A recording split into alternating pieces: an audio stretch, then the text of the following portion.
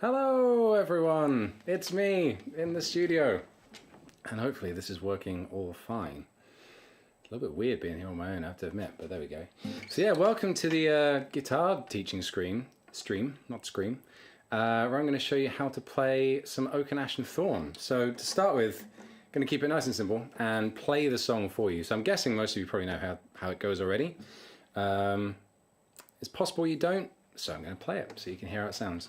Now, what we're going to actually try and cover in this stream, we're going to try and go all the way from the beginnings of learning how to play the guitar, pretty much as if you just picked it up for the first time, and work our way through to being able to play the song in like a simplified version using standard tuning, which is why I've got a second guitar over here.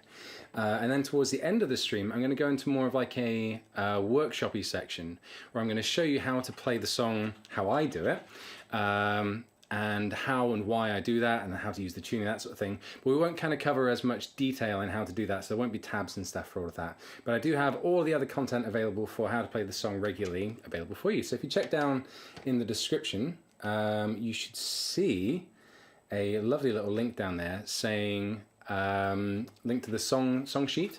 So that will show you the lyrics for the whole song and where all the chords go as well, so you can follow through with that. I'm also going to have stuff popping up on screen as we go along as well, so hopefully you'll see everything you need.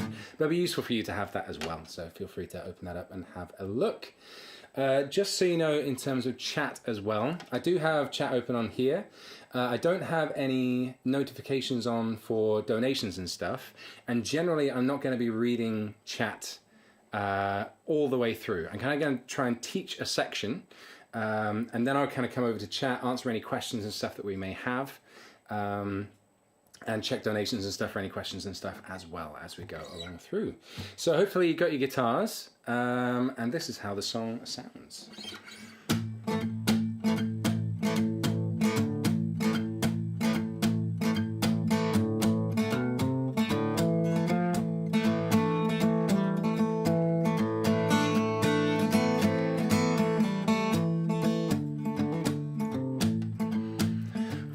The trees that grow so fair, old England to adore, greater run underneath the sun than oak and ash and thorn.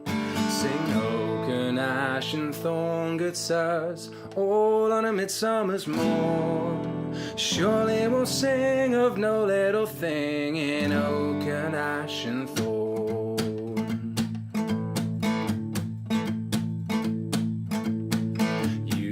Old in churchyard mould, he breatheth a mighty bow. Older for shoes do wise men choose, and beech for cups also. But when you have killed in your bowl, it is filled, and your shoes are clean outworn. Back you must speed for all that you need to oak and ash and thorn. Sing oak and ash and thorn, good sirs, all on a midsummer's morn. Surely we'll sing of no little thing in oak and ash and thorn. Sing oak and ash and thorn, good sirs, all in a midsummer's morn. Surely we'll sing of no little thing in oak and ash and thorn.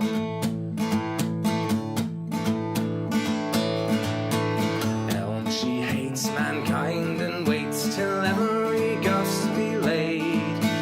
Drop a limb on the head of him, and anyway trusts a shade. But whether a lad be sober or sad, or mellow with ale from the horn, he'll take no wrong when he lieth along neath oak and ash and thorn. Sing oak and ash and thorn, good sirs, all in a midsummer's morn. Surely we'll sing of no little thing in oak and ash and thorn. Sing oak and ash and thorn, good sirs,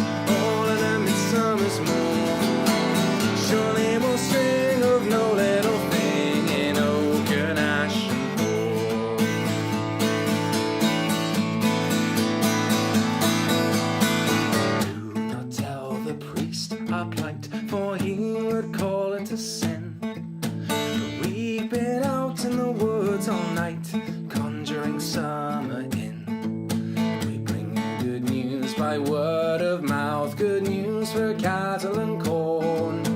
Sure as the sun come up from the south by oak and ash and thorn. Sing oak and ash and thorn, good sirs, all in the summer's morn. Surely we'll sing of no little thing in oak and ash and thorn. Sing oak and ash and thorn, good sirs, all in the summer's morn. Surely we'll sing of no little thing in oak and ash and thorn. Sing oak and ash and thorn, good sirs, all in the summer's morn. Surely we'll sing of no little thing in oak and ash and thorn. Sing oak and ash and thorn, good sirs, all in the summer's morn. Surely we'll sing of no little thing in oak and ash and thorn.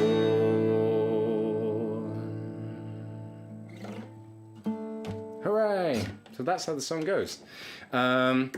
I see I've been getting a load of requests of people saying there's some stuff going on with the song sheet. So it's possible you don't have access to it yet. In which case, Andy or Sam, perchance, could... Actually, Sam doesn't have access. You have access. It's on it's Longest John's drive. G drive. Yeah, sure. So yeah, we'll sort that out quickly, but there we go. Access denied. Access will be allowed. Hopefully it's still looking okay, because it's complaining at me for bad video settings as well, because I'm streaming it or recording it 50 frames a second, and apparently YouTube don't like that, which is a little silly. What's it called? Good question. It should just be Oak and Ash on there. It should be near the top, like most recent, I would imagine. Nope. Did I put it on the admin one? I don't have access to the admin one, Oh no. Okay, I'll try and find it then. So you guys can see it, because that is important. Otherwise, what are you going to be doing?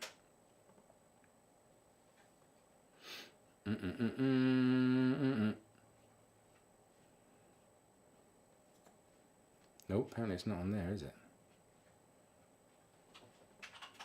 Is it on the admin one? I can't see it on the main John's one. Yeah, maybe I did do it on the admin one instead. Search it. What's it called? Do I have automatic access, or am I going to have to type in passwords? In which case I probably want to down the stream. Nope, I'm all good. No, it's definitely not on this drive. Okay. Why are you denying access Let me check. to my good friends? I did one of these for my streams. What do we need to... Ah, there it is. There it is. Should be the button. Yeah.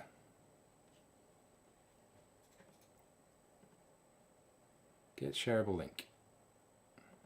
Anyone? With a link can view, but not edit. That's what you need to do. On. Anyone with the link can view. Good. There we go. In theory, that's now correct. It may have changed the link, in which case, problems. I will read. Does it work now? Does it let you in? It's let me in on my account. Happy days. Welcome to the sheet, and hopefully, Check it, chat. hopefully it works for you as well. Looks great. Good. Good, good, good. Happy days. Right, on with the show. So, that was how the song sounds, and how I kind of wrote my arrangement for it with all the kind of weird chords and the tune playing on the guitar. And as I said, we're going to come to looking at that towards the end. But to start with, I'm going to switch over to my guitar over here, a little backup one. Da-da-da. And we are going to learn how to play this crazy thing. And it's not entirely in tune, which is good, because we're going to learn how to tune it in a second as well. So first off, as I say, we're going to cover some basics of how to actually play the instrument in the first place, as though you kind of not really done too much before.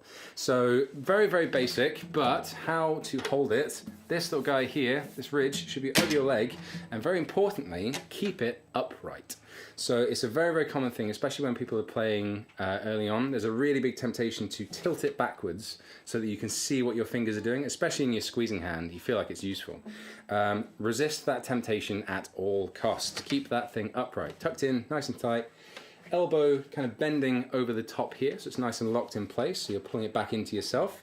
And your hand should be coming down towards where the sound hole is, like this.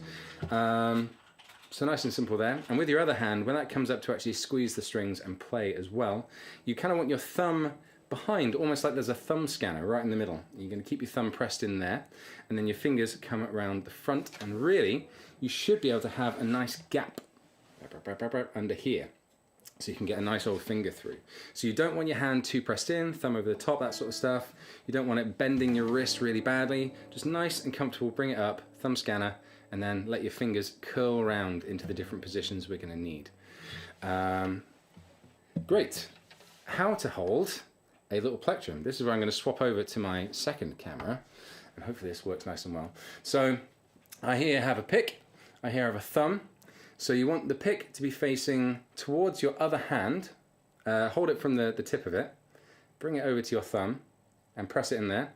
And then with your first finger only, this is the thing that people often get wrong, bring that round so you're holding it like this. You see this finger's end tip is going across and the thumb is flat to it. So there's a bit of a 90-degree 180 thing going on here. And then if you look at it from this side as well, there's a very, very small amount of pick actually showing. We don't actually need very much at all. In fact, the less you can get away with, the better. But just those two fingers is what we want. And you'll also probably notice I use a really, really teeny tiny pick. This is a Jazz 3 Jim Dunlop, which are really great, but they are tricky to use to start with because they'll start to like spin and flip and fall out of your hand and all that sort of stuff. But yeah, so just those two fingers, nice and neat. And then to actually strum and everything, obviously, you rub it through the strings. Pretty simple, not too bad. As for how we're going to be talking about stuff as I'm teaching you things as well, the guitar has 6 strings, and this is where I can bring up my first little gizmo on here.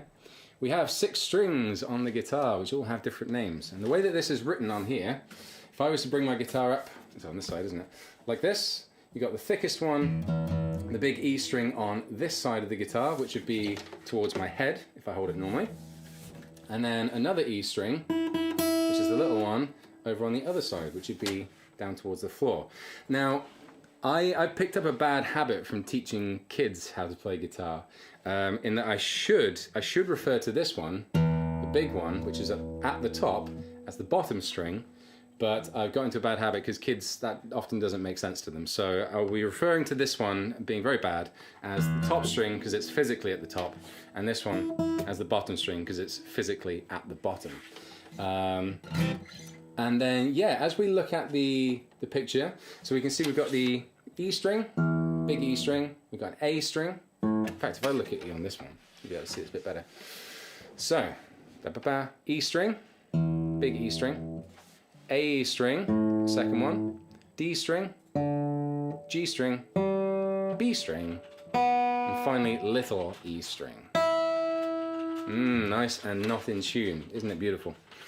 So when I'm talking about the different strings and referring to them, that's what we are looking at. And then the other thing that we have to spot, if you see on the picture, if you've not seen any of these before, as I say, just imagine it like a picture of a guitar up like this, where that big thick white line at the top is this guy here, the plastic thing at the top of my guitar called the nut. And then the strings are coming down the screen, and then going across them are the fret markers, and you can probably see that nice on here as well. Got markers cutting across like this, and very importantly, we count those from the far end. So all the way up here is fret number 1, fret number 2, fret number 3, 4, 5, blah blah blah blah blah. And yeah, these dots actually on the front are useful for counting them, but we're probably not going to cover that because we're only going to be using the first 3 frets pretty much for this first part anyway. Cool. So that's the basics of how to do that. So let's get this guitar in tune. So we are ready to play. Is everything working all right for everyone? I'm going to check chat quickly whilst I'm tuning as well. I use this little tuner here. This is my broken one because the clip has broken off and it's kind of tricky to get on, but it works very well. Made by Aroma. I know Snark do some really good ones as well. But is everything working for everyone? Making sense so far? This is honestly brilliant, says Speedy. I hope so. So I thoroughly recommend getting one of these clip-on tuners. There are other ones you can use as well. I've even got a little tuning app on my phone as well, which I'll show you how that works too. The benefit of these is that they work well even in a loud environment because it listens mostly through the vibrations actually in the instrument itself. Whereas one on your phone is just listening to the sound around you. So if there's lots of sound going on, then it's less reliable pretty much. You won't be able to hear what you're actually playing. So what I'm looking for, we can already see the names of the strings up here. I want them to show the same thing on here as it does on there. So right now I'm playing my E string. In fact, if I cut to this one, will you be able to see it? I think you will. There we go. Look at that. Oh, amazing. So I play my E string. And you can see it's showing an E, but the thing in the middle is not being lit up, and those little lines are kind of over to the left-hand side. That means I need to make this string go higher to get it in tune until, you see there, it starts to settle in the middle. Kind of want to let go and then do very, very micro adjustments to get it to settle on that E right there. And then the same for the next one. So this should be showing A, which it is, but it's a bit low. And there we go. Try it one last time after letting go. Let's see if it settles. All good. D.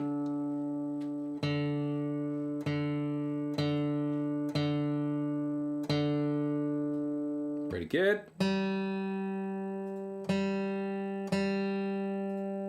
Happy days.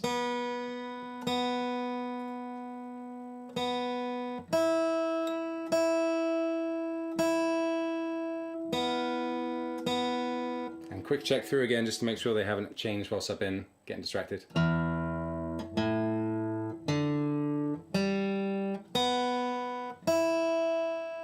And there we go. Guitar is in tune. Yeah, magic. So there are... Oh wait, was this still set to 445? It might have been. That might be really, really silly. In which case I may have tuned it to the live version of Oak Ash and stuff, which would be very goofy. If I have, I'm going to quickly buzz through. No, all good. Phew. That worried me for a second there. Right. If you don't happen to have one of these guys, or a tuner on your phone, I'll quickly show you how that works. It works in basically the same way. Where if I play a sound, and it's listening to it, it's going to spin this big wheel at the bottom and tell me what it's closest to. And again, you just want to line it up with what it says. But if you don't have one, you can still tune your guitar. There are a couple of ways to do it. The only thing which you can't do is get your bearings as to what the right starting note is. That's something you need a tuner for, or something you can refer to, so that you can get the right note. From that point on though, you can actually tune the guitar just using the guitar itself. And there's a couple of ways I'm going to show you. First of all is the easiest one to do. It's kind of the least accurate, but it'll get you most of the way there. So assuming I've got my E string in tune, or at least mostly in tune, from there, if I play fret 5 on that string, by squeezing it down, that should make the same sound as the next string. So fret 5 on the E string is an A, so the same as the A string. And if they sound the same, it's in tune. If they don't, adjust in the same way as before until they do sound exactly the same. And then once that's right, you can do the same on the next one. So fret 5 on the A string is a D, fret 5 on the D string is a G. Now this is where the rules changes ever so slightly. We need to play fret 4 on the G string to make a B. And then lastly, fret 5 on the B string to make that last E. And the guitar's in tune. The slightly more accurate way is doing harmonic stuff, but we're not actually not going to bother about that. It's a bit complicated. Really, I recommend get yourself a clip-on tuner. That's the best way you can go. Right, any questions from anybody? Have there been any donations and stuff that I've missed? I don't have any alerts on the screen, but I've got all the messages stuff on Stream Elements ready so I can read anything. So if you're enjoying it and you fancy throwing some cash at the stream, that is very much appreciated. Otherwise, we shall crack on.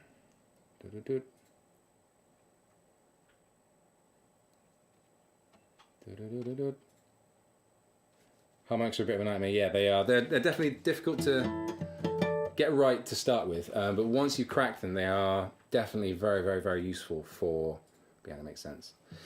What is the red part on the body of the guitar? This guy, this is a scratch plate. For now, I think I'm probably going to do like a proper Q&A stuff at the end. So if there are any questions that aren't relating to what I've just taught, I'm going to try and answer all of those at the end. So mainly try and stay vaguely on what I've done so far for the questions. But yes, this is a scratch plate. This is to stop you scratching up the lovely body of your guitar with a pick when you're getting a bit excited and into it. Are we discussing finger picking or just chord structure here? There is no finger picking in Oak Ash Thorn, so we will not be doing any finger picking, I'm afraid. Right, let's get on to the next thing. Hopefully your guitars are all in tune at this point. If not, do your best to try and catch up, and we will soldier on. So, next thing, we're going to be looking at the chords for the song. So we're going to be learning how to play it using the basic chords and some simple strumming patterns and stuff to start with, and slowly building on that step by step until we can play the whole thing and get a really good sound out of it in standard tuning. And then I'm going to show you a couple of improvisation stuff that you can put into it so that it makes it a bit more interesting, really. Because there's a simple way to do it and a core way of playing it, and then everything else on top of that is kind of more of a expression depending on how you're feeling about it in the moment. So next thing, we've already talked about the frets, counting up here, 1, 2, 3, 4, 5. We talked about the strings, E, A, D, G, B, E, and also, just in case, for now, top and bottom, top and bottom, top, bottom, there we go. And then we also have fingers over here. So thumb, we are going to keep behind the guitar at all times. Should be back here, as I've said before. Thumb scanner, imagine that's pressing into the middle back there. And then, counting from the fingers next to the thumb, they are numbered 1, 2, 3, and 4 on the end there, which I can't bend on its own very well. Feels weird. So 1, 2, 3, and 4. So on the chord diagrams that are going to be coming up, you'll see the numbers for the fingers on them, so showing you where to put it and what finger number as well. I'm going to be showing you how to do them too. So, chords. This isn't the first chord of the song, but it is by far the easiest one to learn how to play. So we're going to start with that. And I'm going to load up a little picture-in-picture here as well, so you can see both hands. Ba, ba, ba. We're going to learn how to play E minor. It is very much in the song. It's only in the chorus, but it's the easiest chord, and so it's a really nice starting place. So you can see on the picture here, it actually says fingers 2 and 3, which I'm immediately going to disagree with and correct from my searching on the internet to find chord pictures. We're going to use fingers 1 and 2 because it's better in this case. You would sometimes want to do that depending on what you're going to be changing to, but we're going to use fingers 1 and 2. So where it says finger 2 is 1 string down from the thickest in fret number 1, 2. Because again, you count it from the top, counting down for the frets, and which line it's on tells you which string. So finger 1 is going to go on fret 2 on the A string. A string. And then finger 2 is going to tuck just underneath it in fret 2 as well, but on the D string. So we stick both of those on those 2, and if all goes well, you want to pinch down with the fingertips, and again, press this as much as you can on the fingertips. We don't want to be using the squishy bits of our fingers, we're going to use the fingertips. Careful not to touch any extra strings. Pinch it down nice and tight so that you're almost touching the wood, but you're kind of getting a nice bit of pressure against the strings. And then, with the other hand, strum through all 6 strings. So if all's gone well, you should be getting a good sound out of all 6 strings on the guitar. If it sounds a little bit like this, it's still going to kind of work if I strum all of them, but there's some things missing in the middle, and we're going to have a look at why that is. There are generally 2 main reasons why chords don't sound as good as they could or should. The first one is simply not squeezing hard enough. So, especially when you're first starting out on the guitar, it is going to be painful on the fingers. You can see, if I show you on there, actually it's going to, you might be able to see it. I got big old lines on my fingers. And that is always going to happen, but those do get less painful over time. If it's really painful and it stops you being able to play for the time, that is fine. It's good to take a break. If it's quite painful, but it's not the end of the world, good thing you can do, give them just like a rub into your hand or on something hard like this, just kind of get those lines out. And generally it'll give you a little bit of an extra second wind to be able to keep on going without it hurting more. But some endurance and patience is needed to be able to push through those uncomfortable points on playing the instruments. But trust me, it's worth it. Absolutely worth it. So we've got our E minor. We've got, just again, to go through it, first finger, second fret, one string down from the thickest, and then second finger tucked just underneath on the next string. Pinch them both down, and give them a strum. Happy days. So that's our E minor. You'll see that on the song sheet as well in the description. So on to the next one. So we're going to get slightly trickier each time. So this next one is A minor. This is the chord that's played more than anything else in the song, so we're going to be using it a lot. And straight off the bat, you'll notice there are some similarities between it and E minor. This time we are going to use the same fingers that it says on the sheet. So we're going to use fingers 2, 3, and 1. Generally, it's still good to do them in order, finger 1, then finger 2, then finger 3. It's just a bit easier to think about when you're trying to figure this out, but let's have a look how to do it. So, I'm going to switch over full screen to the other one actually, so you can see this a bit more closely. So first off, finger 1, you can see is one string above the bottom in fret number 1, because it's right at the top of the picture. Again, imagine holding the guitar upright like this, so you can see where that should be. Fret 1, one above the bottom. Finger 2 next, we're going to skip over a string going up and put that in fret 2 on the D string. And then last of all, we're going to take finger 3 and tuck it just underneath. There's a good angle. I need to be a bit more flat on, don't I? There we go. Just underneath on here, on the G string, fret 2. So just go through again. Finger 1, fret 1, one above the bottom. Finger 2, skip a string on the D string. Finger 3, just underneath. And you'll notice on this picture, there is an extra thing on there. So on the big E string there is an X, and on the A string and the little E string it's got an O. What those mean is a bit of an instruction for your right hand, for your strumming hand. We don't actually want to strum and play all of the strings when we're playing this chord. We want to miss out the big E string. That's what the X means. The O's sometimes seem a little confusing, but what it means is you're going to be playing an open string with nothing squeezing on it, but you still want to play it. So you're not just playing the 3 strings we're squeezing, we're playing the open ones that it says to and missing the ones that have an X on it. So it takes a little bit of practice to get used to that, but you want to skip over that big E string so we don't play that. So again, give that a go. Check the sounds you've got. To make sure we're not accidentally touching any extra strings like this, or that we're squeezing hard enough. It kind of sounds the same whether you're doing one or the other, so you kind of need to feel it out with your fingers a little bit. If it's a string that you should be squeezing and it's not sounding right, you're probably not squeezing hard enough. If you try and play it and you feel like a little tickle in like one of the fleshy bits of your finger down the front, then chances are you're touching something you shouldn't be, and those are the things you want to feel out for to whether you're squeezing it properly or not. Great, hopefully that's all making sense. Let's press on to the next chord. We've now got ourselves a D. This only actually happens once in the song, but again, it's one of the easier ones to start with, so we'll have a bit of a look at that. So 3 fingers again. Now this one I actually prefer to try and do with finger 2 first, because it's in a nice, easy place to get to. So it's on the thinnest string, right at the very bottom, in fret 2. So count from the far end, 1, 2. Put finger 2, which is your middle finger. If I was going to be rude to you all, I would show you that finger in isolation. Then finger 1 is going to go 2 strings above. So again, skip over a string, and it's going to be fret 2 on the G string. And then finger 3 goes on the string in between those 2 in fret 3. There we go, just those 3. So let's go through it again. Finger 2, fret 2 on the bottom.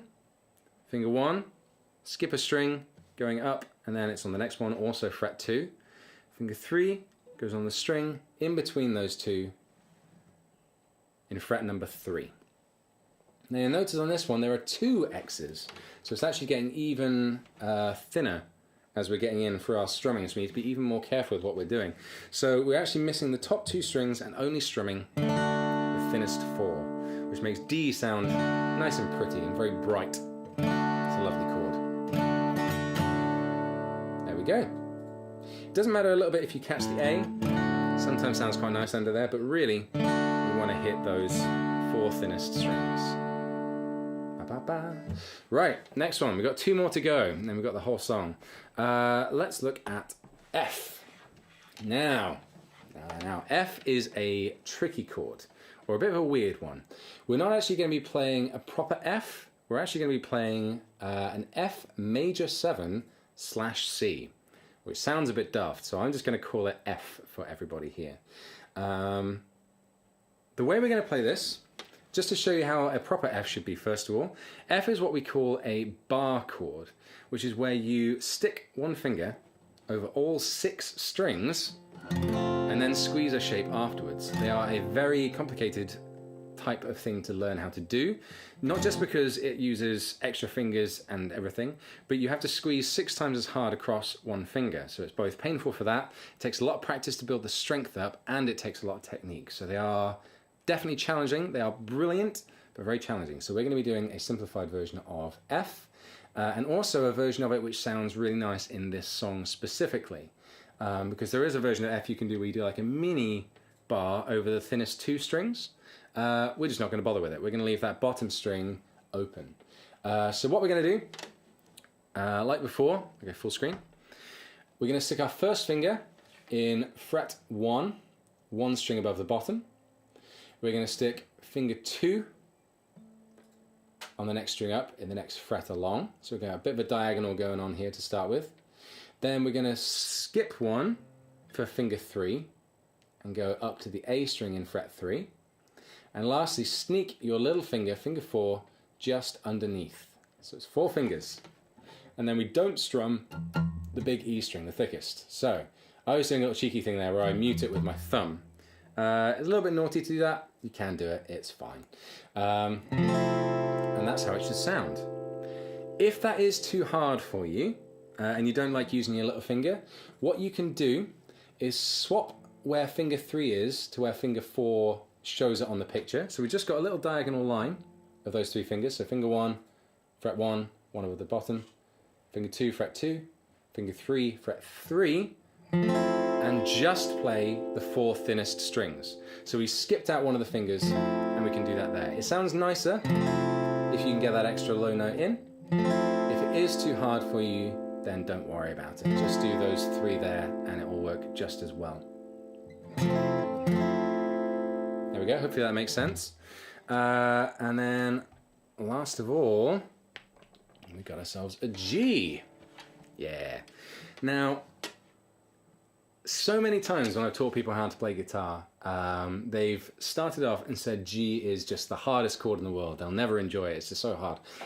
Every single one of those people that said that has then come back and said that it's their favorite chord.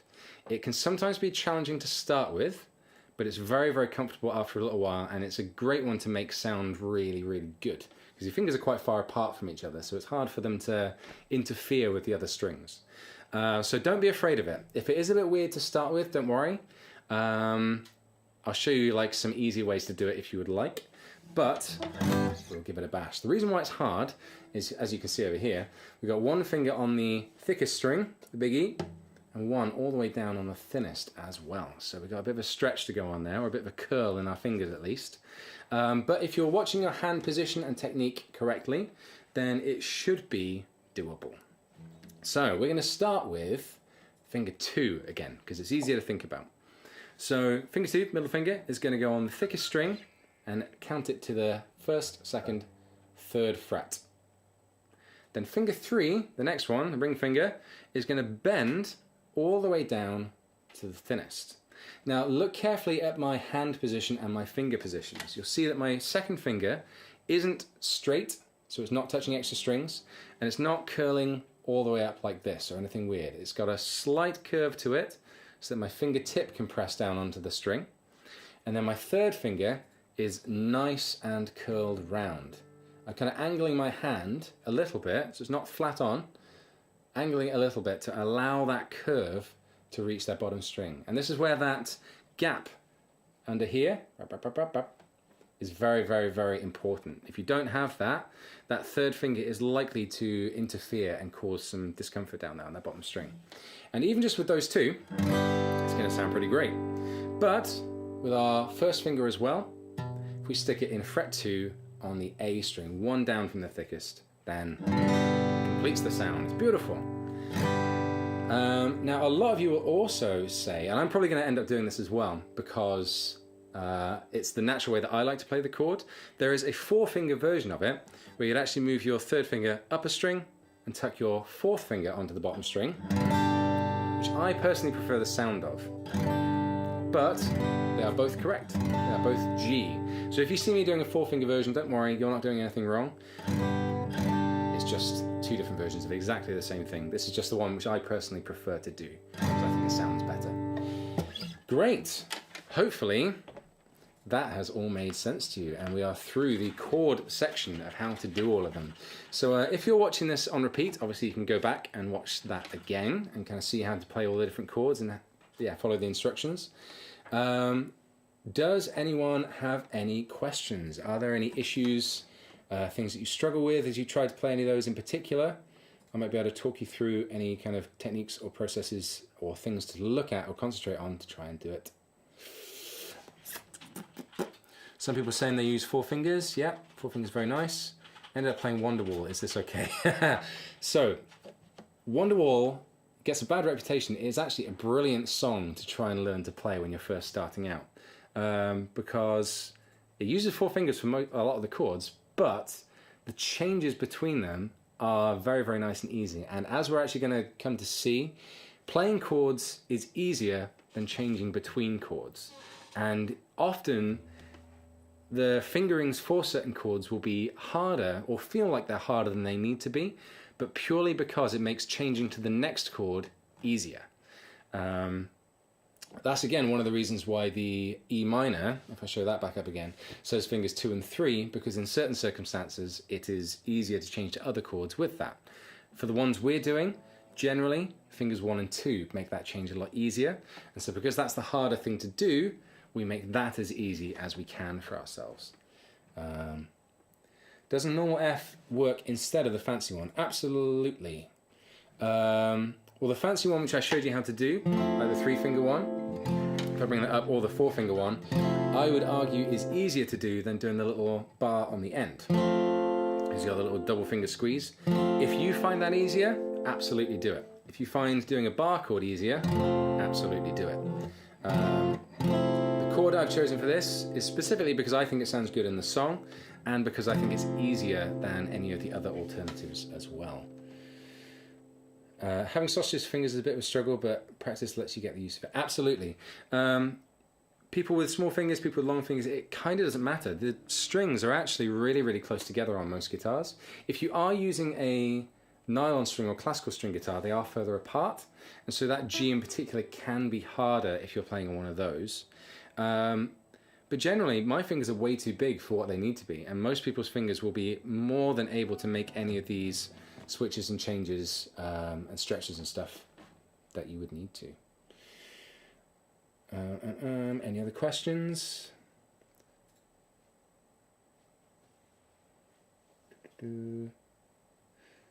Just notice you don't use thumb muting for your chords. Is there a reason for that? I do for certain chords, but you shouldn't need to.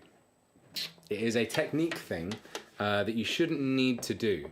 And that's something we'll come to when we get to the strumming and strumming patterns section later on, because we'll be eventually looking at down and up strums for being able to play. But if you practice and accurate enough, you shouldn't need to thumb mute.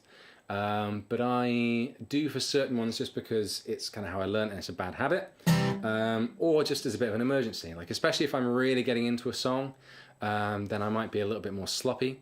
So it's nice to have that little fallback, but it's not necessary. all the time. Welcome to hell. Can you have a hug? Oh, of course. I'm sure we'll see some quacking hugs appearing in chat in just a second. Fantastic. I think that's everything I've seen. You like the F major 7 voicing better? I do too. Generally, if I can get away with using it, I will, because I really like it. Pretty delicious. Right, next section. What have we got? Okay, so we're getting on to the actual song itself. Let's give this a bash. So the first thing we're going to have a think about, I can turn that off for a second, is the structure of a song. Now, generally, songs aren't as complicated as a lot of people think when they first try and look at them. Most songs will have a combination of, say, 4 or 5 chords. Generally, they'll have a maximum of 6 if it's kind of a simpler or like poppier song of any kind. But that's kind of it, really. So that's the maximum of things you need to have in your head when you first start trying to actually get into playing a song. But the thing which is slightly more complicated is what we call chord patterns and learning the structure of a song. Because songs follow a very kind of set pattern, and you'll see on the song sheet, and I've labeled all of those together so you can see all the different headings for them. So we've got, in this song, we've got an intro and verse 1, we've got verse 2, verse 3, verse 4, and there is a chorus which repeats itself a certain number of times depending on where we are in the song. Now for most songs, there'll be a chord pattern for the verse. So say, for example, using the chords that we've got, it could go E minor, G, and D for the verse. So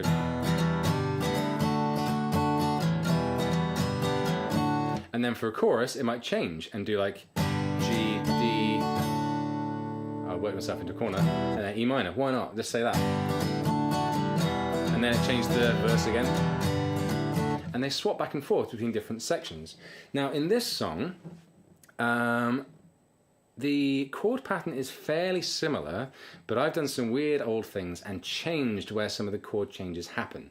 So we're going to go through the song. We're going to break it down chunk by chunk and go through all the different parts so you can see what's going on in them. So first off, we've got ourselves the intro and verse 1.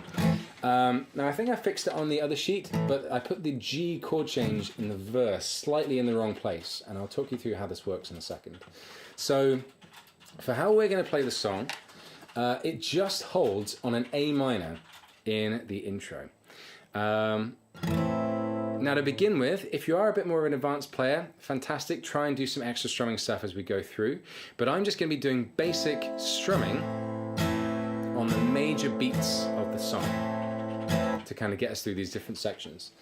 And we're not going to be worrying about any of the melody stuff and like twiddly bits that I do in it for now as well. We're just going to be kind of getting through how to actually play the song in the kind of core parts that make it build together. So the intro, whilst me and Andy usually play our little twiddly bit, is just playing an A minor.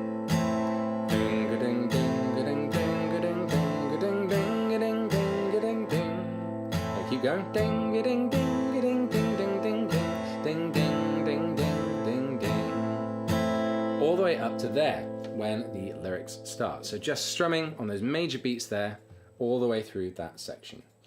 Then we get to the verse, and it carries on doing the same thing for the first part. Here we go. Of all the trees that grow so fair, old England to adorn. Until we get here, the next word, greater, is where we're going to change to the F chord. So I'm going to play through that, and you'll see actually on the, I'll just go through to the end. The G should be over the word oak, is where it changes to. So try and listen to it and feel it with the song. But if you prefer to think about it in terms of the words, then you can do that as well. Let's get on the other camera too, so you can see how my chord changes are working. So this is going A minor. Of all the trees that grow so fair, old England to adorn. F, greater are none beneath the sun. G, then oak and ash and thorn. And there we go. I'm going to play that through again. I'm going to do it slowly one time, so if you want to try and play through it with me, then give it a bash, and then I'll play through it full speed one more time and move on to the next section. So here we go. Actually, I'll count you in as well. 1, 2, 3, 4. Of all the trees that grow so fair, old England to adorn, greater are none beneath the sun than oak and ash and thorn. And there we go, and one more time, full speed. About that. 1, 2, 3, 4. Of all the trees that grow so fair, old England to adorn, greater are none beneath the sun than oak and ash and thorn. And there we go. I counted in a completely different speed to what I played at, but that's fine. Don't you worry about it. Cool. So that's that section there. A lot of the verses have a lot of similarities. Verse 1 is actually kind of a half-length verse compared to all of the other ones, so we'll do watch out for that. We then hit the chorus. Da-da-da. Now the first time we only go through it once. For the later ones, it's generally twice, except for on the end, it goes through 4 times through the words. Here we go. So first off, just looking at the chords themselves, we've got ourselves A minor. And for this first one, we only do one big strum of each chord until the next change as well. Although I did put A minor on all in A Midsummer's Morn. Don't strum that one on this time. Here we go. Sing, oak and ash and thorn, good sirs, all on a midsummer's morn. Surely we'll sing of no little thing in oak and ash and thorn. And now start strumming on the A minor again afterwards. I'm going to count us in one time slowly and see if we can do it full speed and see if I can count at the right time this time. Cool. Here we go. 2, 3, 4. Sing, oak and ash and thorn, good sirs, all on a midsummer's morn. Surely we'll sing of no little thing in oak and ash and thorn. And carry on, back to A minor. Okay, and one time full speed. Oak and ash and thorn. 1, 2, 3, 4. Sing, oak and ash and thorn, good sirs, all on a midsummer's morn. Surely we'll sing of no little thing in oak and ash and thorn. And back on through. I did just happen to look at chat and Can't Stop the Bee saying, could we have the graphic for F-7/C? I'll put it up very briefly. I won't be doing this again. Because it just kind of gets a bit messy on the screen and everything. Have a look at the song sheet in the description. You can download it. It's got all the words, all the stuff which I'm showing you on here. It's got the chords on there and everything as well, and you can see it on Google Docs. So this is the one. Enjoy quickly whilst you can. And yes, assuming each F you see is F. It's actually not F-7/C, because it's got a capital M in there. It means F major 7/C. It's a kind of important twist to make there because they are very different chords. But yes, if you are confused, please look at the song sheet and we'll carry on from there. So that's how the chorus goes. When it gets to the other choruses later on, all we're doing is changing in exactly the same places. It's just we're doing the strumming all the way through. So I'll just do one of those for you now so you can see how it goes. Sing, oak and ash and thorn, good sirs, all on a midsummer's morn. Surely we'll sing of no little thing in oak and ash and thorn. Yeah. And one final thing about the chorus as well. Whenever it repeats in the later choruses, you don't play that A minor on the end over thorn, except on the very last time. So tell you what, I'll give you an example of that just one more time as well, just so you can hear how it goes with the repeat, and then we'll just go through the verses from then. So, sing, oak and ash and thorn, good sirs, all on a midsummer's morn. Surely we'll sing of no little thing in oak and ash and thorn. Sing, oak and ash and thorn, good sirs, all on a midsummer's morn. Surely we'll sing of no little thing in oak and ash and thorn. Happy days. Hopefully that makes sense there. So just on the last time of the repeats, do you play the A minor to go back into the next section. Right, verse 2. These should be pretty quick because they are very, very similar. For verse 2, we hold on the A minor through the entire first half of the verse. And then on the second time, we do our little F and G switch. So let's give that a quick play. We're just going to go straight through this. I'm going to start slow, one time fast, and do the same for the next two as well, and see how we get along. Here we go. So 1, 2, 3, 4. You that is old in churchyard mold, he breedeth a mighty bow. Older for shoes do wise men choose, and beach for cups also. Killed and your bowl it is filled, and your shoes are clean outworn. Vacuum a speed for all that you need to oak and ash and thorn. There we go. Go back into the chorus from there, which should start on an A minor. Generally all the sections start on an A minor, so if you're in doubt, just change to an A minor at the end of it. And then one time faster. 1, 2, 3. You that is old in churchyard mold, he breedeth a mighty bow. Older for shoes do wise men choose, and beach for cups also. But when you have killed in your bowl it is filled, and your shoes are clean outworn. Vacuum a speed for all that you need to oak and ash and thorn. Sing oak and ash and thorn. Carry on from there, back to A minor. Great, next section, verse 3. So we would go back to the chorus, play through it twice like I showed you before, and then verse 3. Now the difference here between verse 3 and verse 2 is this one resolves to the F and the G every time we go through it. So we're adding something slightly more interesting every time we play through the verses, so they don't get a bit boring, was what I was thinking when I wrote this. Cool, so A minor, F, and G. Yeah. Slow one time, fast one time. Here we go. 1, 2, 3, 4. Elm she hates mankind and waits where every gust be laid, to drop a limb on the head of him that anyway trusts her shade.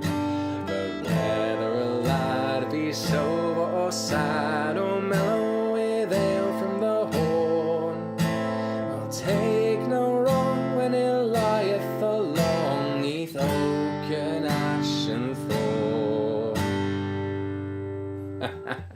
So that was me getting tempted to play another version of G, which also sounds really nice, and forgetting that we're doing the regular version of G. So very sorry about that. I hope that makes sense. Whenever JD is talking, it gets covered up. Is that right? Oh, is it Andy's typing? I see. Sorry about that. Never mind. We'll tell him off later. So yeah, sorry about the weird changes I was doing there. That was just my brain saying, oh, this will sound nice, and then my fingers deciding to do it without my permission. So one time faster, all the way through. Here we go. 2, 3, 4. And she hates mankind and waits till every gust be laid, to drop a limb on the head of him that anyway trusts a shade. But whether a lad be sober or sad or mellow with ale from the horn, he'll take no wrong when he lieth along neath oak and ash and thorn. Sing oak, A minor. There we go. That is that section there. Last one we have got. And then I'm going to do some more questions for a few before we actually see if we can do a bit of a full playthrough with this simple strumming. So we've got verse number 4. Now this one goes back to the same pattern as what it did in verse 2, where it holds on the A minor for much longer, except you'll notice that very cheeky D major chord on the end of this section, which I love. It makes me very happy whenever I get to play that chord in this song. So yeah, it's a bit of a naughty one, but it sounds great, and that's why it's there. So let's have a quick play through.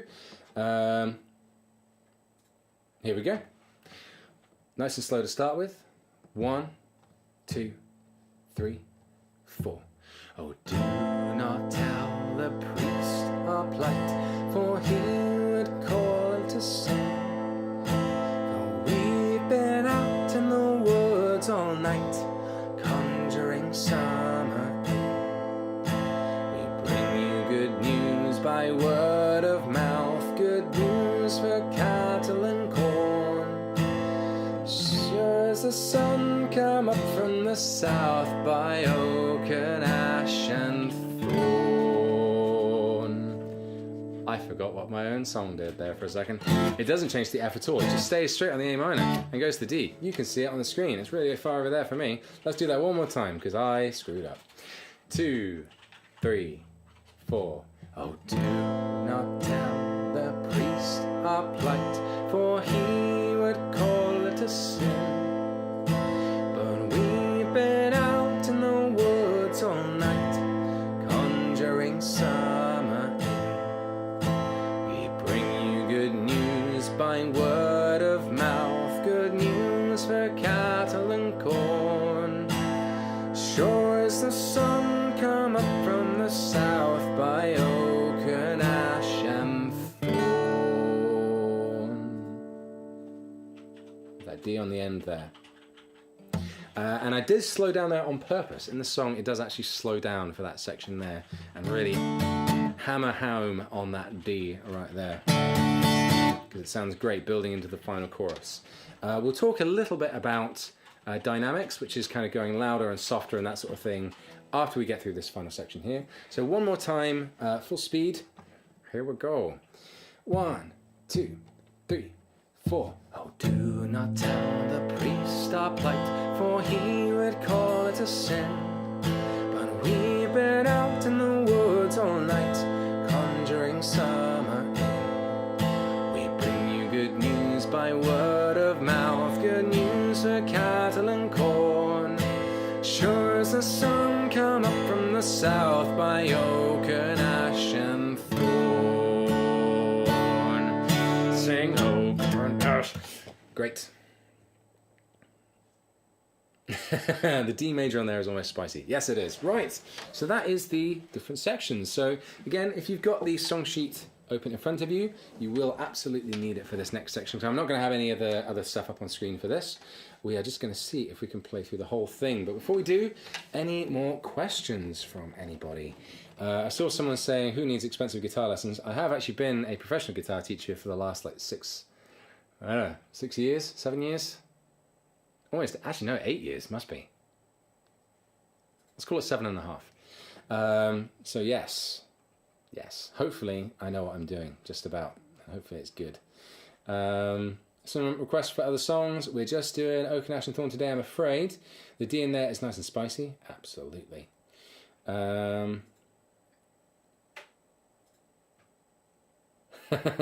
Umika, we'll do a full playthrough. Nod, smiles, looks at fingers which are all over the place. Yes, I'm sure they are. Unfortunately, yeah, we're going to have to kind of pile through a little bit.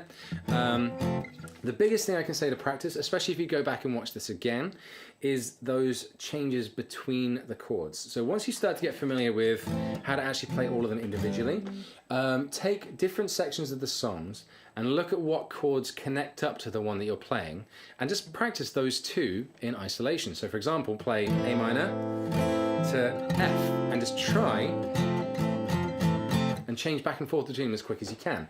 Doesn't matter if it takes a while, try and do it with as few finger movements as possible. Oh, excuse me, I'm getting hiccups now.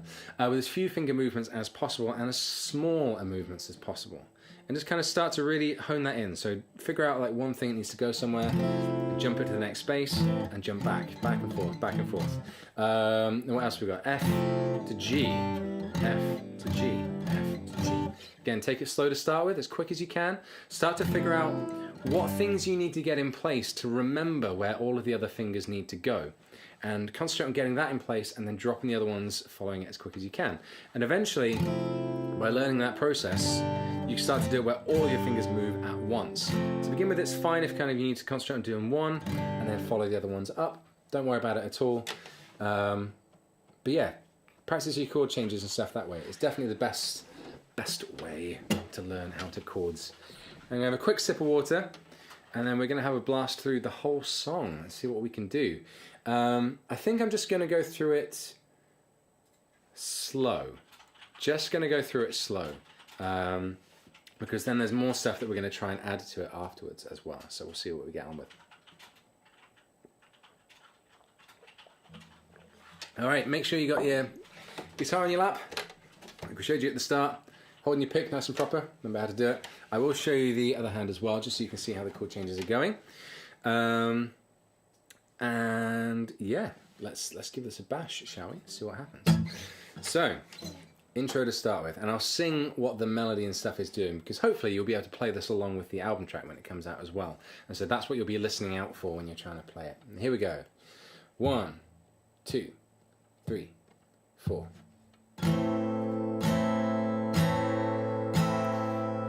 Intro start. 3, 4. Dun dun dun dun da da da da da da da da da da da da da da da da da da. Of all the trees that grow so fair, old England to adorn, greater are none the sun than oak and ash and thorn.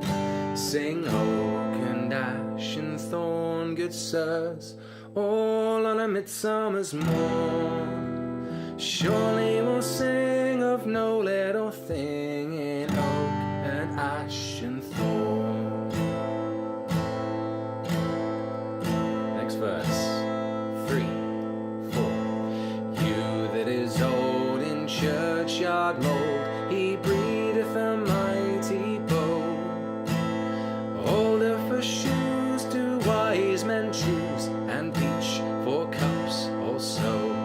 But when you have killed in your bowl, it is filled, and your shoes are clean outworn. Back you must speed for all that you need, than oak and ash and thorn. Sing oak and ash and thorn, good sirs, all on a midsummer's morn. Surely we'll sing of no little thing in oak and ash and thorn. Sing oak and ash and thorn, good sirs, all on a midsummer's morn. Surely we'll sing of no little thing in oak and ash and thorn.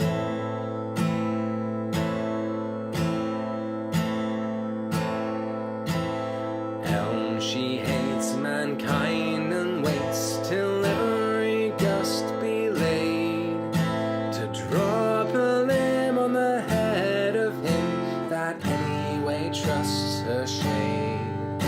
But whether a lad be sober or sad, or mellow with ale from the horn, he'll take no wrong when he lieth along neath oak and ash and thorn.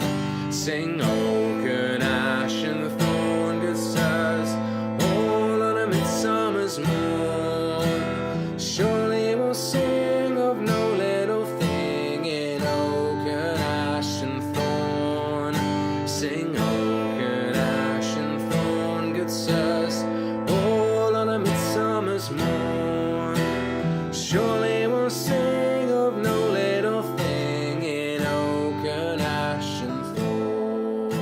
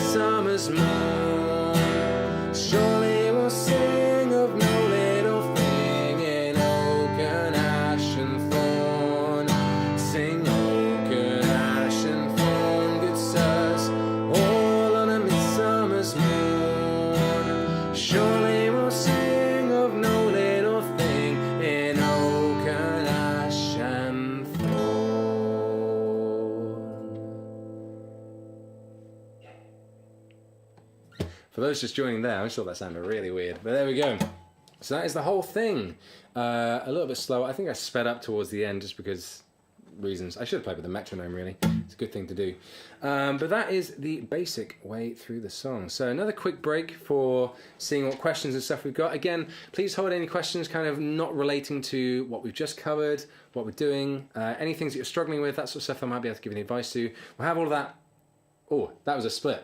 If there are any things that you've just been trying to do that you've been struggling with from that previous section or trying to play it as it is, do let me know now. Please save any other questions about, like, I've seen some stuff about gear and other songs, that sort of thing. Please save all of those towards the end. More than happy to answer any, like, guitar gear questions, technique questions, tuning things, blah, blah, blah. Got electric stuff I can teach you about as well. Save all that towards the end. For now, just kind of what we've done here and see how that works. Anything that we've had, anyone been helping or been helping anyone so far? Any bits you're not sure of? You did that very wrong. It was very fun though. Brilliant. Not expecting to get it perfect first time. Don't you worry, Thunder. Better than not doing it at all. Yes. Did you learn something? Keep forgetting not to play the A minor when the chorus repeats. Yes. Yeah. Sorry about that. I should have made that a little bit more obvious. You can't play the F major 7/C. If you struggle with that, I'll quickly show you that again because that is quite relevant to now in the question section. So if you're struggling with that version that's on screen, ditch where finger 3 is and instead stick finger 3 where finger 4 says to be instead. So you've got a nice little diagonal. I'll show you that full screen as well just so you can see how we're doing here. Andy, any chance you could get a refocus for me? Because I've moved back just a little bit for comfort. Yeah, on the close-up camera. So I've got finger 1 where it shows to be, finger 2 where it shows to be, and then finger 3 where it says for finger 4 should be. Brilliant, Sorry. thanks. Yeah, that's great.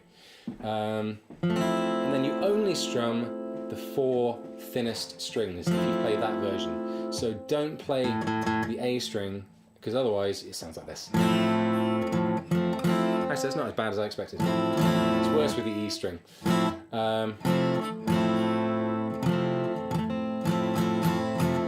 There we go. So hopefully that makes sense, and hopefully that is possible for you, because yes, I know it is a bit of a challenging one. Definitely using the 4 fingers is hard. It is a lovely chord though, but yeah, do your best. Chord changing is the hardest part. Just play it slow and get used to the slow speed. Absolutely. If you want to play something well fast, you first need to learn how to play it slow. Playing something slow allows you to concentrate much more on the techniques involved in switching between things and just like the overall movements. And once you can hone those down at a nice slow speed, it makes playing something fast much, much, much better and easier.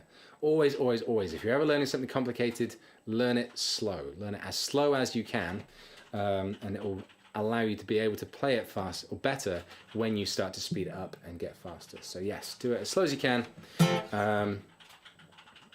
Unfortunately, yeah, it would take far too long for me to go through this at a super slow speed for everything.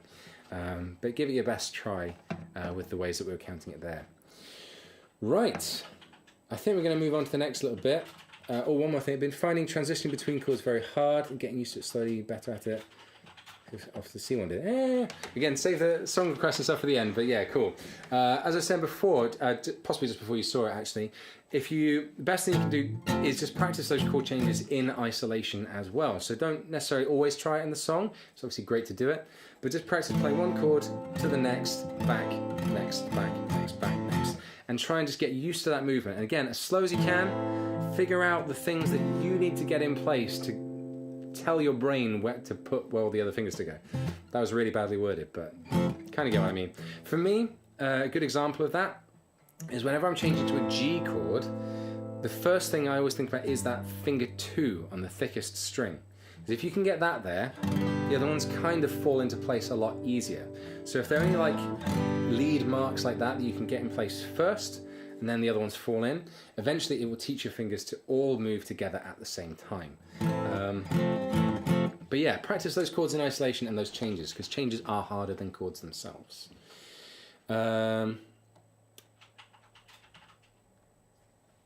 Great. Right, next little thing. So this is where we're going to start to pick up the pace a little bit, because this is going to get more complicated and fairly quickly, because the stuff we're going to look at is hard.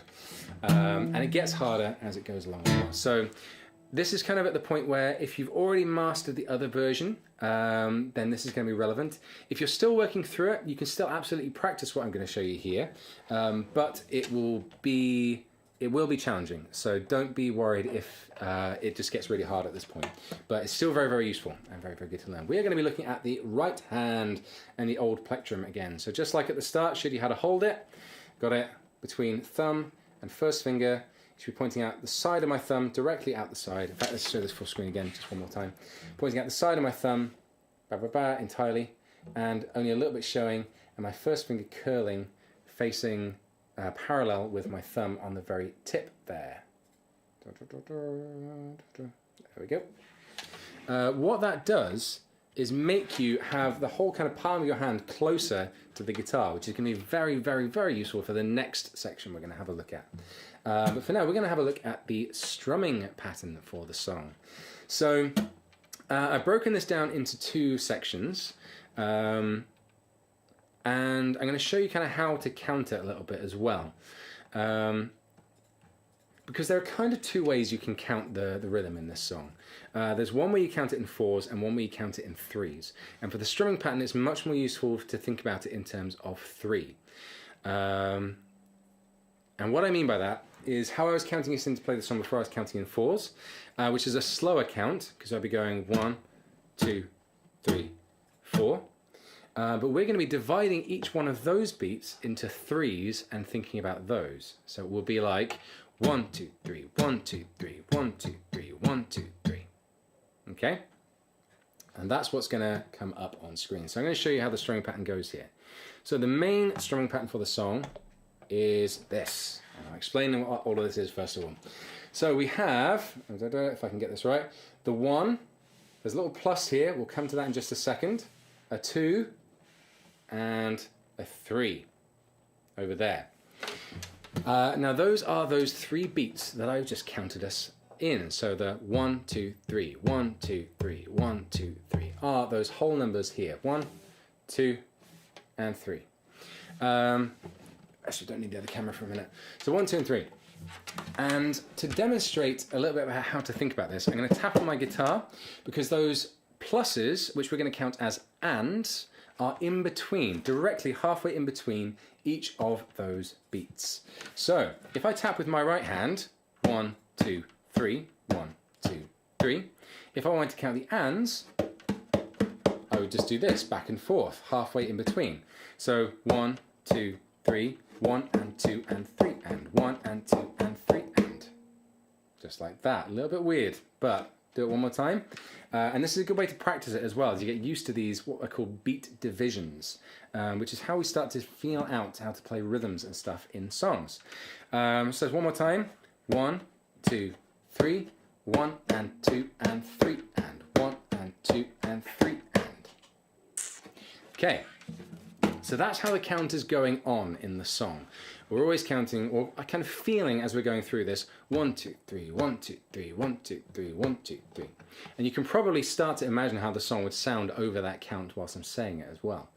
Now, the D's and U's written underneath. I've just seen, I've got the kind of donation alert stuff written over the top of this a little bit. I hope that's not too distracting. I tried to find it in a place where it wasn't going to get in the way of things, but it's a little bit there. What the D's and U's mean are referring to down and up strums. Now, I've written in what they actually are, whether it is a down or an up strum. However, more importantly than that is that shouldn't really be something you need to think about when you're trying to learn the strumming pattern for a song. It can be useful to break it down nice and simple, but really there's something else we're going to talk about in just a second after this, which is more important. It's called the groove of a song, and learning the rhythm that you actually move your hand at to play a song all the way through. So we'll come to that in just a second, but for now, let's see if we can count this through. So the D means a down strum, the slash means a miss, or a blank, really. Now this is where I was saying about moving your hand. What we're actually going to be doing is moving our hand down, up, down, up, down, up, all the way through this count. But for those slashes, we're actually going to miss the strings and not play them. So what that would look like overall is, if my hand is just counting 1 and 2 and 3 and 1 and 2 and 3 and 1 and 2 and 3 and. A little bit weird. But the strum on the 1 is there with the down strum. I'm missing on the and. I'm missing on the 2. I'm playing the up strum on the next and I'm playing the down strum on the 3, and then missing the next up strum on the and. So that sounds really weird and really far removed from how the song sounds, and you do it really slow. And that's the problem with breaking it down kind of like this, and why learning about grooves and stuff is better. But let's just kind of show you how this speeds up. So we've got 1, 2, and 3, 1, 2, and 3, 1, 2, and 3, 1, 2, and 3, 1, 2, and 3, 1, 2, and 3, 1, 2, and 3. And as soon as it starts to get to that, you can probably start to hear and feel the song. But it takes that kind of speeding up and feeling it out, speeding up and feeling it out to kind of get used to how these work.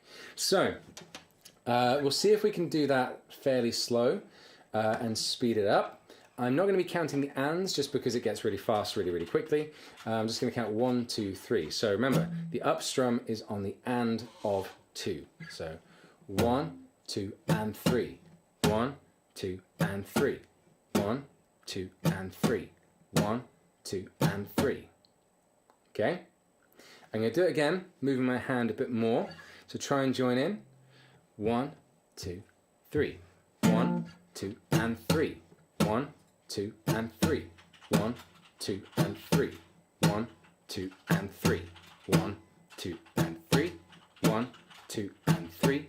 1, 2, and 3. 1, 2, and 3. There we go. Rhythms are complicated and hard. They are one of the things that definitely take a lot of natural feeling out as you kind of work your way through. So I definitely recommend, once you start to get that feel, start to speed it up. So one more time, I'm going to play it starting slow, speed it up. If you can keep up, brilliant. If not, don't worry about it for now. And we're going to look at the next section. Here we go. So 1, 2, 3. 1, 2, and 3. 1, 2, and 3. 1, 2, and 3. 1, 2, and 3. 1, 2, 3. 1, 2, 3. 1, 2, 3. 1, 2, 3. 1, 2, 3. 1, 2, 3. 1, 2, 3. 2, 3. 1, 2, 3. 1, 2, 3. 1, 2, 3. 1, 2, 3. 1, 2, 3. 1, 2, 3. 1, 2, 3.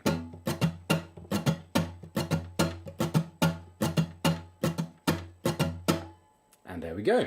So hopefully that's okay. Hopefully you can start to feel that out. Even if it's too hard for you right now, hopefully the kind of thought process and how to work through that is starting to make sense with that there.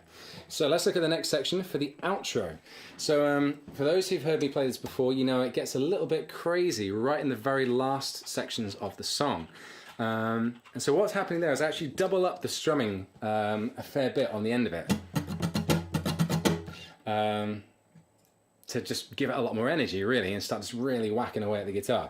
So for this one, we've just got a lot more strumming. We're only missing the and of 1. So that's going to sound like 1 and 2 and 3 and 1 and 2 and 3 and 1 and 2 and 3 and.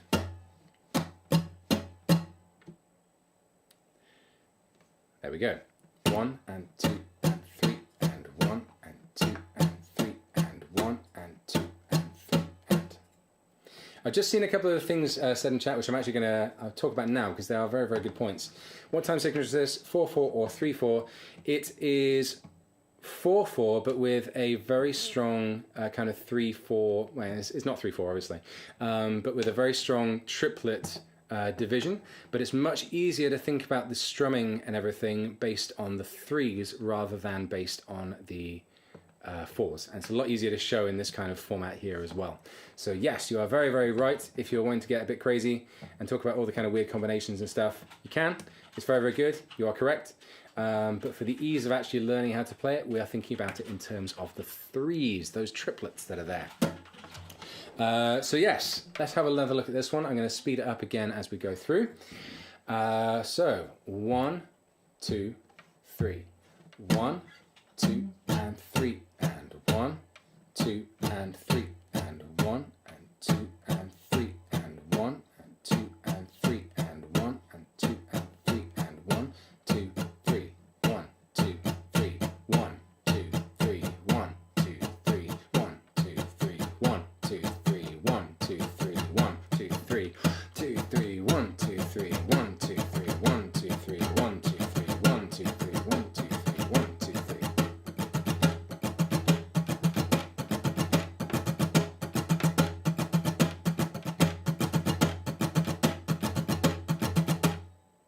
There we go.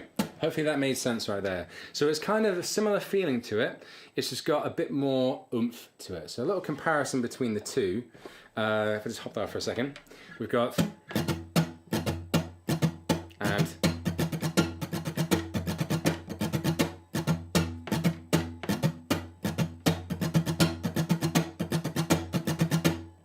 as we go through.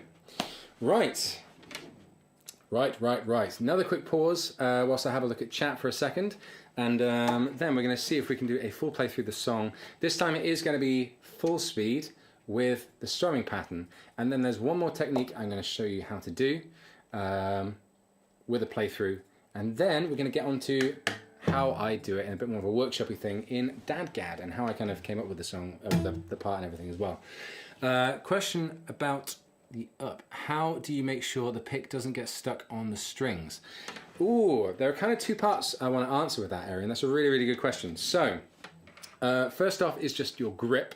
So making sure you're kind of, you're not over holding it so that you're fighting the strings. You actually don't need to hold it super, super hard. If you've got the right technique, it may start to spin whilst you're getting used to how to do it, but you don't actually need to hold it very, very hard. It will kind of bounce around just a little bit in there, and that is okay. So strumming quite softly is actually a very, very good thing to try and do. In which case you're just kind of pulling the movement through. The other part to it, which might well help, is about the missing certain strings. So especially with the D, the F, and the A minor, where you do have to miss a string or miss two strings, and you're doing an up strum, what you have to do, and the best way to how to kind of do those or hit those strings without needing to, as we were saying earlier, thumb mute, is, okay, how to think about how to describe this. So, if you want to strum all the strings, you want to imagine the pick and your fingers and your hand and everything moving completely in line with all the strings. So it rubs down all the way through, down and up, and it's a very free movement. You can see I'm doing a lot of it kind of up here, elbow and wrist, that sort of thing. Elbow shouldn't really be moving too much, to be honest. You want to do a lot more in the wrist. Nice and free movement as you're going through there. But you're kind of controlling that in a straight line going through all the strings. As you start to skip strings, what you want to do is angle that attack just a little bit. So you can see I'm twisting my hand just a tiny bit. Now as I come down, I'm kind of coming ever so slightly towards the guitar. And what that does is ever so slightly make that angle miss the thickest string. And it kind of ends up being a bit more like a swing movement rather than like a straight line back and forth. You kind of swing in, a bit of an angle, and curl away at the end, so that you miss, naturally, the thickest string without even having to think about it. And then similarly with the D, when you want to miss the thickest two strings, you just increase that even further. So you're only hitting the four thinnest by doing more and more of a kind of angled attack as you're coming into the strings. So it's like you're pulled away, you angle in, and then you come through and finish off the rest straight. Hopefully that makes sense. Is it a nylon string guitar? No, this is a steel string guitar. When you're wrapping your hand around the neck, place your thumb right there very often, curl your hand around it like a crab. See how that feels. Do that? Don't do that. That's bad. You want to put your thumb, we said this at the beginning, but yeah, you want to stick your thumb in the middle of the back, like there's a thumb scanner right in the middle, and then curl your fingers up. So there's a nice big old gap down here. Always keep that gap, very important. Right, any other questions or things we're struggling with or want to know about? Or should we give this a go with the strumming patterns? Tell you what I'll do, when we actually get to the second section, I will put the other strumming pattern on, because these aren't on the song sheet. So I'll keep this one up here. Here we go. So 1, 2, 3, 4. Oh, sorry. I was already starting to skip to the next technique. Right, here we go. 1, 2, 3, 4. 1, 2, 3, 1, 2, 3, 1, 2, 3. You hear it? Down, down, down, down, down. For the trees that grow so fair, old England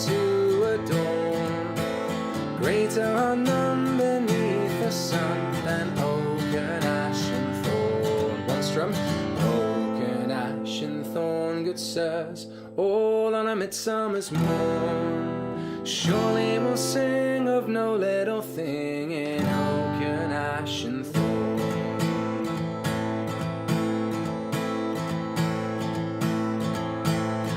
Who that is old in churchyard mould, he breatheth a mighty bow. Older for shoes do wise men choose, and each for cups also. But when ye have killed in your bowl, it is filled, and your shoes are clean outworn. Back you must speed for all that you need to oak and ash and thorn. Sing oak and ash and thorn, good sirs, all on a midsummer's morn. Surely we'll sing of no little thing in oak and ash and thorn. Sing oak and ash and thorn, good sirs, all on a midsummer's morn. Surely we'll sing of no little thing in oak and ash and thorn.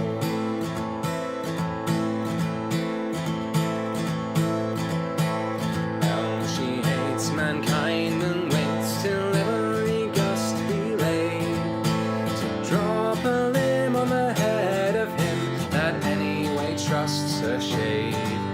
But whether a lad be sombre or sad, or mellow with ale from the horn, he'll take no wrong when he lieth along neath oak and ash and thorn. Sing oak and ash and thorn, good sirs, all on a midsummer's morn. Surely we'll sing of no little thing in oak and ash and thorn. Sing oak and ash and thorn, good sirs, all on a midsummer's morn. Surely we'll sing of no little thing in oak and ash and thorn.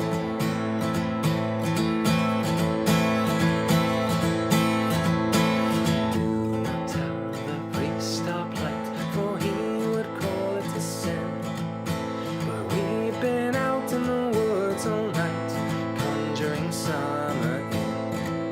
We bring you good news by word of mouth, good news for cattle and corn. Sure as the sun come up from the south, by oak and ash and thorn. Sing oak and ash and thorn, good sirs, all on a midsummer's morn. Surely we'll sing of no little thing in oak and ash and thorn. Sing oak and ash and thorn, good sirs, all on a midsummer's morn. Surely we'll sing of no little thing in oak and ash and thorn. This is where it gets bigger. I'll just do that last line again. In oak and ash and thorn. Sing oak and ash and thorn, good sirs, all on a midsummer's morn. Surely we'll sing of no little thing in oak and ash and thorn. Sing oak and ash and thorn, good sirs, all on a midsummer's morn. Surely we'll sing of no little thing in oak and ash and thorn.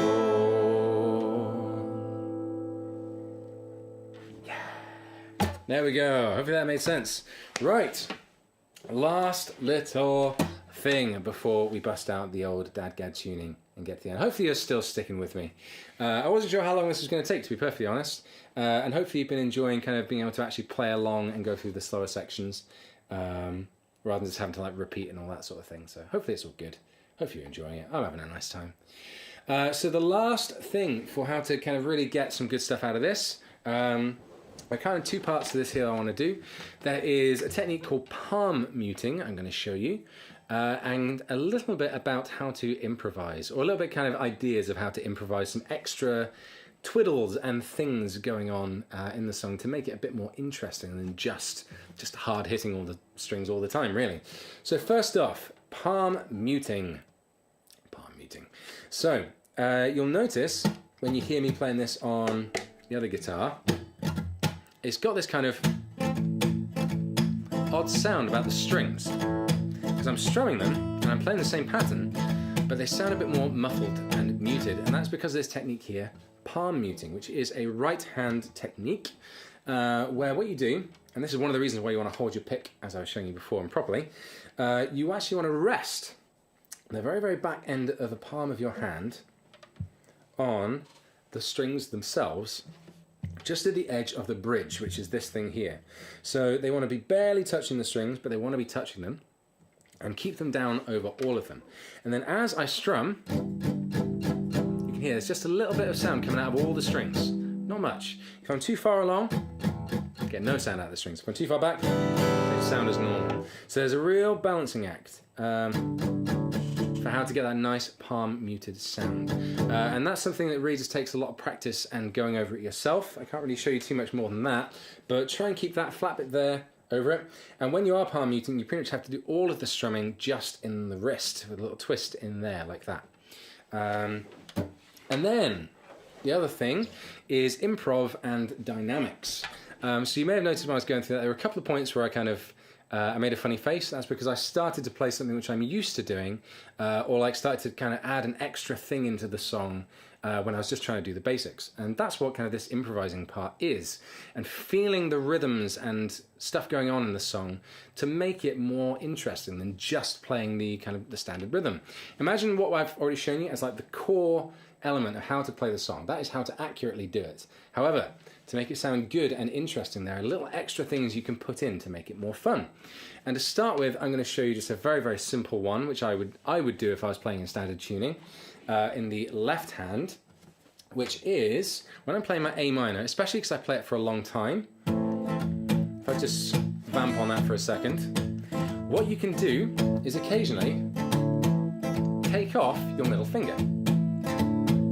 Just adds a little bit of extra flavour to the chord.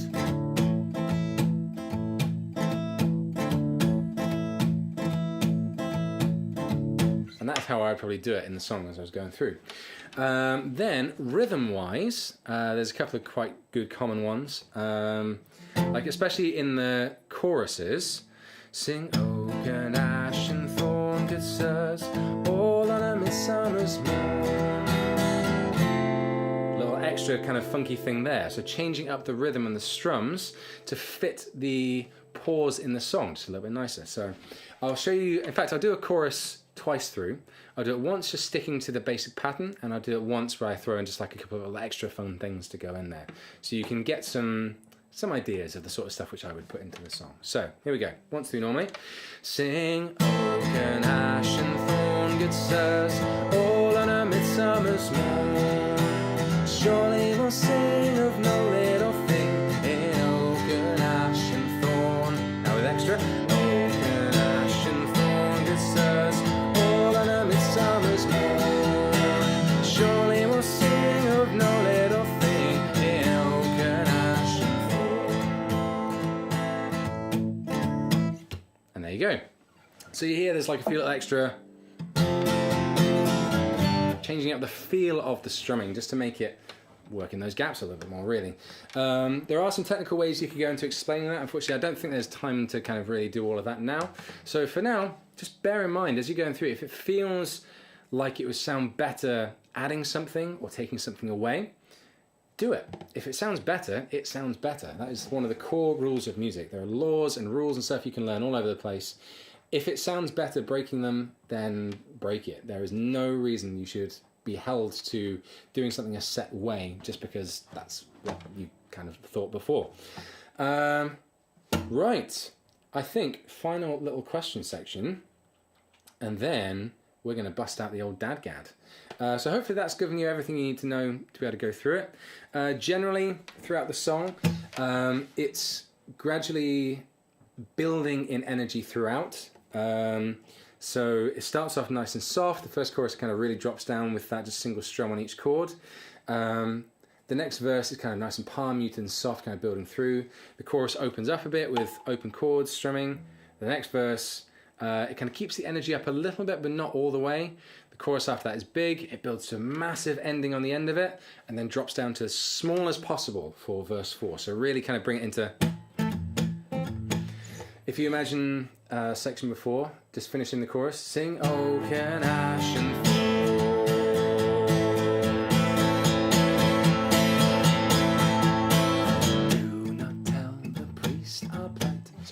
drop it down as hard as you can. The bigger a change you can make there, the cooler that sounds. And then again, when you hit the chorus at the end, it gets big, and then when you change up that strumming pattern, it gets bigger again. So it's kind of just really grows throughout the song with like these little pauses here and there. So imagine like a roller coaster where something gets really fast, it slows down a little bit, really fast, slows down. Yeah, any other thoughts or questions people want to know? Things that you were struggling with there? Or should we crack on to the workshop part? Now in this, if you've got any kind of more questions about how I do it or how I wrote it, that sort of thing, now is the time. I'm going to be reading chat a lot more as we go through this section here. So first off, DADGAD. Welcome to DADGAD. So this is the tuning which I chose to use for playing this song. It's what's called an open tuning. It's not tuned directly to a complete like major chord or anything, which is what open D is, which is the other tuning I use a lot of the time. It uses a sus chord, it's called, but basically it's not completely resolved. It kind of gives you a little bit more freedom. The reason why I chose this tuning is it has a kind of bluesy feel about it, and it kind of just adds a lot, especially when you're doing like a minor song, that sort of thing. It adds a lot to it flavor-wise. There's a lot of things where you can do with melodies and that sort of thing, where you're playing a tune, and because you're in an open tuning, you can play a chord while still playing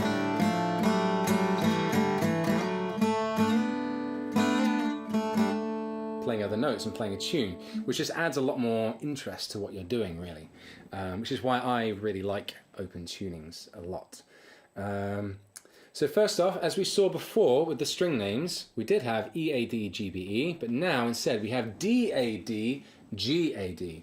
And the way that we achieve that is by taking a D string, a big E string, and tuning it down 2 steps on your tuner, down to a D. You take your B string, and you tune that down 2 steps to an A. And you take your little E string, and you tune that down 2 steps to a D. Go. That's the tune. It sounds nice on its own, which is one of the kind of cool things about open tunings. Am I the only one to have enough of the fast strumming? Yeah, it will come with practice. Like we flew through a lot of stuff with that there, so don't worry if it's a challenge. I wouldn't expect, if you had just started, well, I know that you haven't, but if people have just started, I would never expect them to be able to get to where I was playing that at the end. So it is something to kind of work through, find the spot where you're like, okay, this is where I'm at right now, and then work through it, push through it, and then see if you can work on the following bits as well.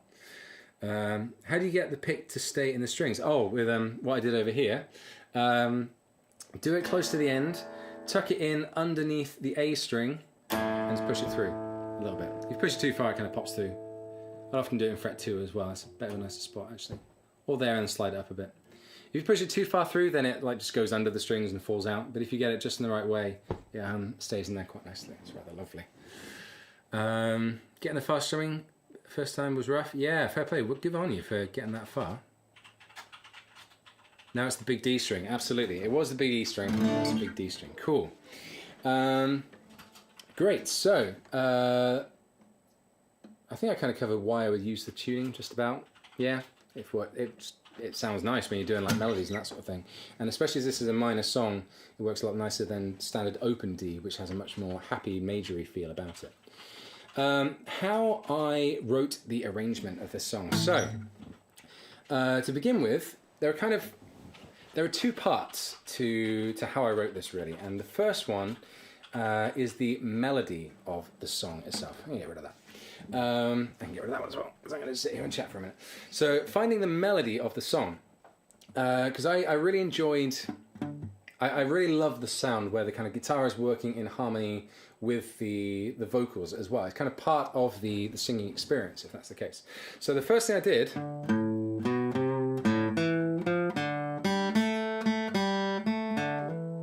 I remember how to do it on its own now. But find the melody of the song. And this is another thing which open tunings are really good at.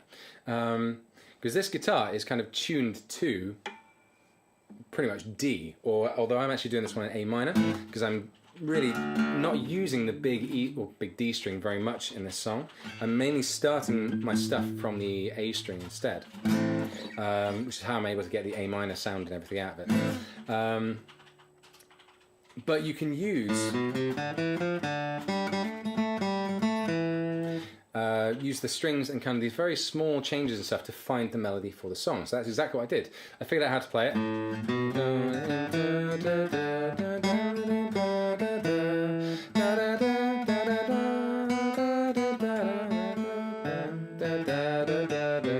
It's weird doing it now without the chords. Sing, oak and ash and thorn, good sir, all in a midsummer's morn. Surely will sing of no little thing in oak and ash and thorn. Sing, oak and ash and thorn, good sirs, all in a midsummer's morn. Surely will sing of no little thing in oak and ash and thorn. So that was all playing just frets 2s, 3s and 0s. So they're all very, very easily accessible, and that's the case for a lot of songs as well. So that was the first thing I did. And then after that, I started thinking about the chords. So if I think just, go through the actual chords of the chorus themselves. Obviously the shapes are completely different for DADGAD as open tuning. The chord shapes we were looking at before will not work in this tuning at all. So they're all different. So I'm going to show you what I'm doing. I'm not going to explain it or kind of show you how to do them in too much detail, but you can see what I'm doing. We've got ourselves the A minor version that I'm doing. Sing, oak and ash and thorn, it says, all on a midsummer's morn. That's the E minor, but you can hear, because of the open tuning, there's a lot more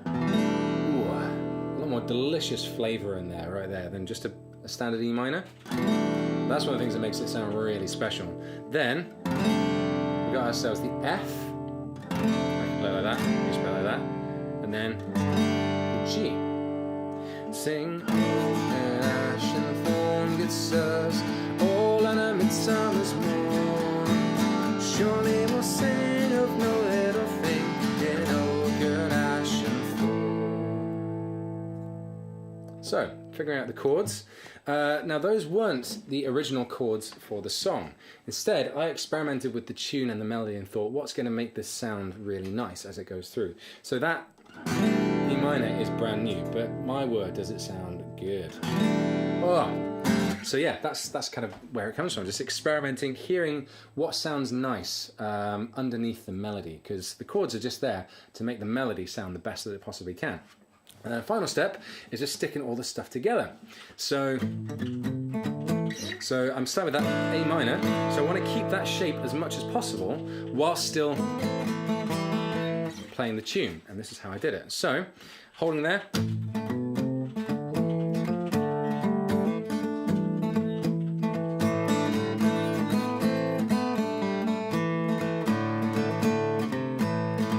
One more time.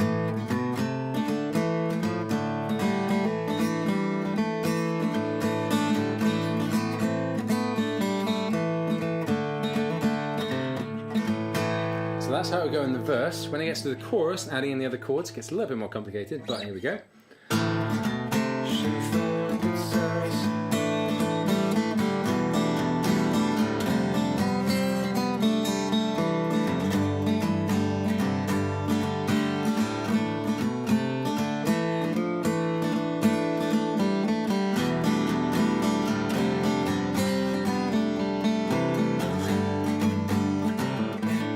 Hopefully you can see how that's working sense there. So we had the A minor, E minor, F, and the G, and all of those things are building around them. So on the A minor, just like in the verse, until we get to there, and that's the note we want to hear coming through. And then, that's the next note. Surely we'll sing of no little thing in oak and ash and thorn. Or holding through, so eventually it resolves back. Lots of spice in that E minor, absolutely. Whoa, I love it. Playing has suddenly gone super weird, all the notes you knew, yes. Nothing about standard tuning works in open tunings. You have to completely relearn chord shapes and everything, but the benefit is those chord shapes are usually easier and kind of just work within itself a lot better as well, and kind of change between them is a lot easier too. Oh yeah, sorry, if I twist a bit too much, it's a bit harder to see the chords. I'm very sorry.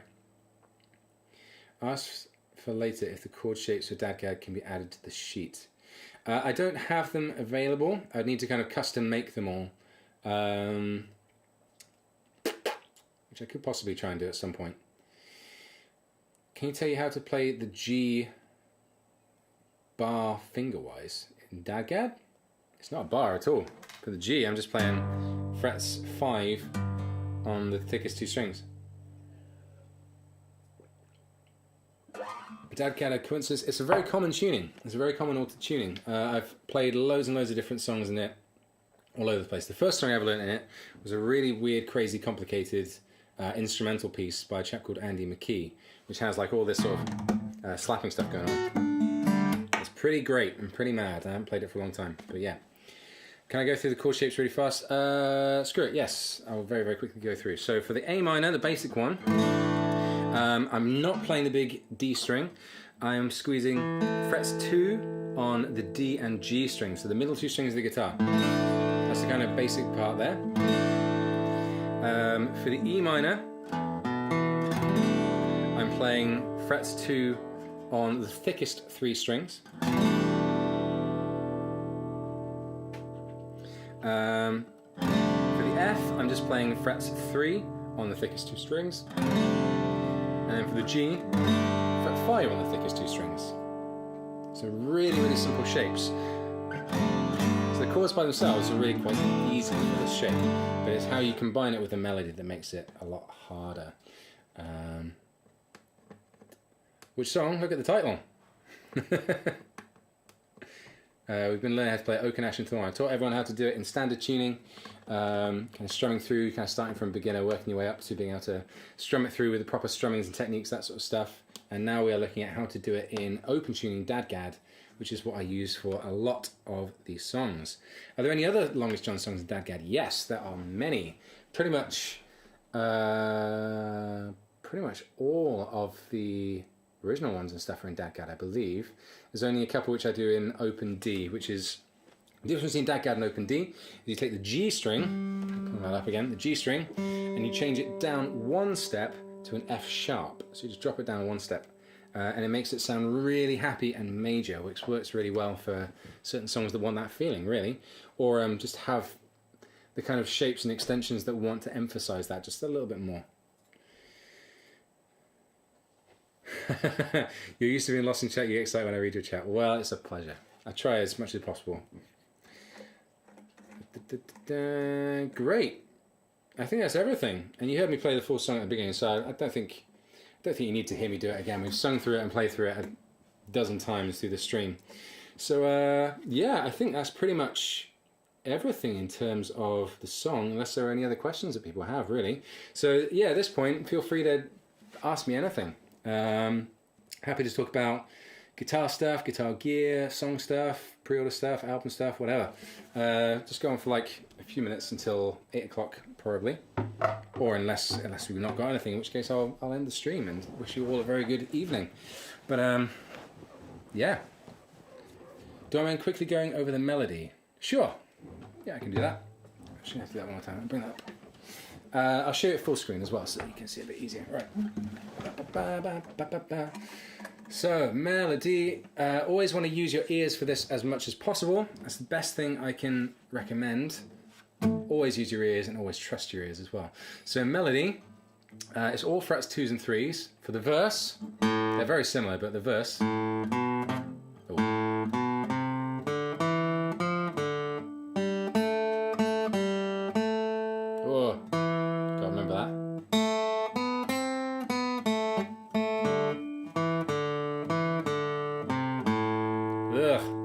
Hard to do without playing the chords now.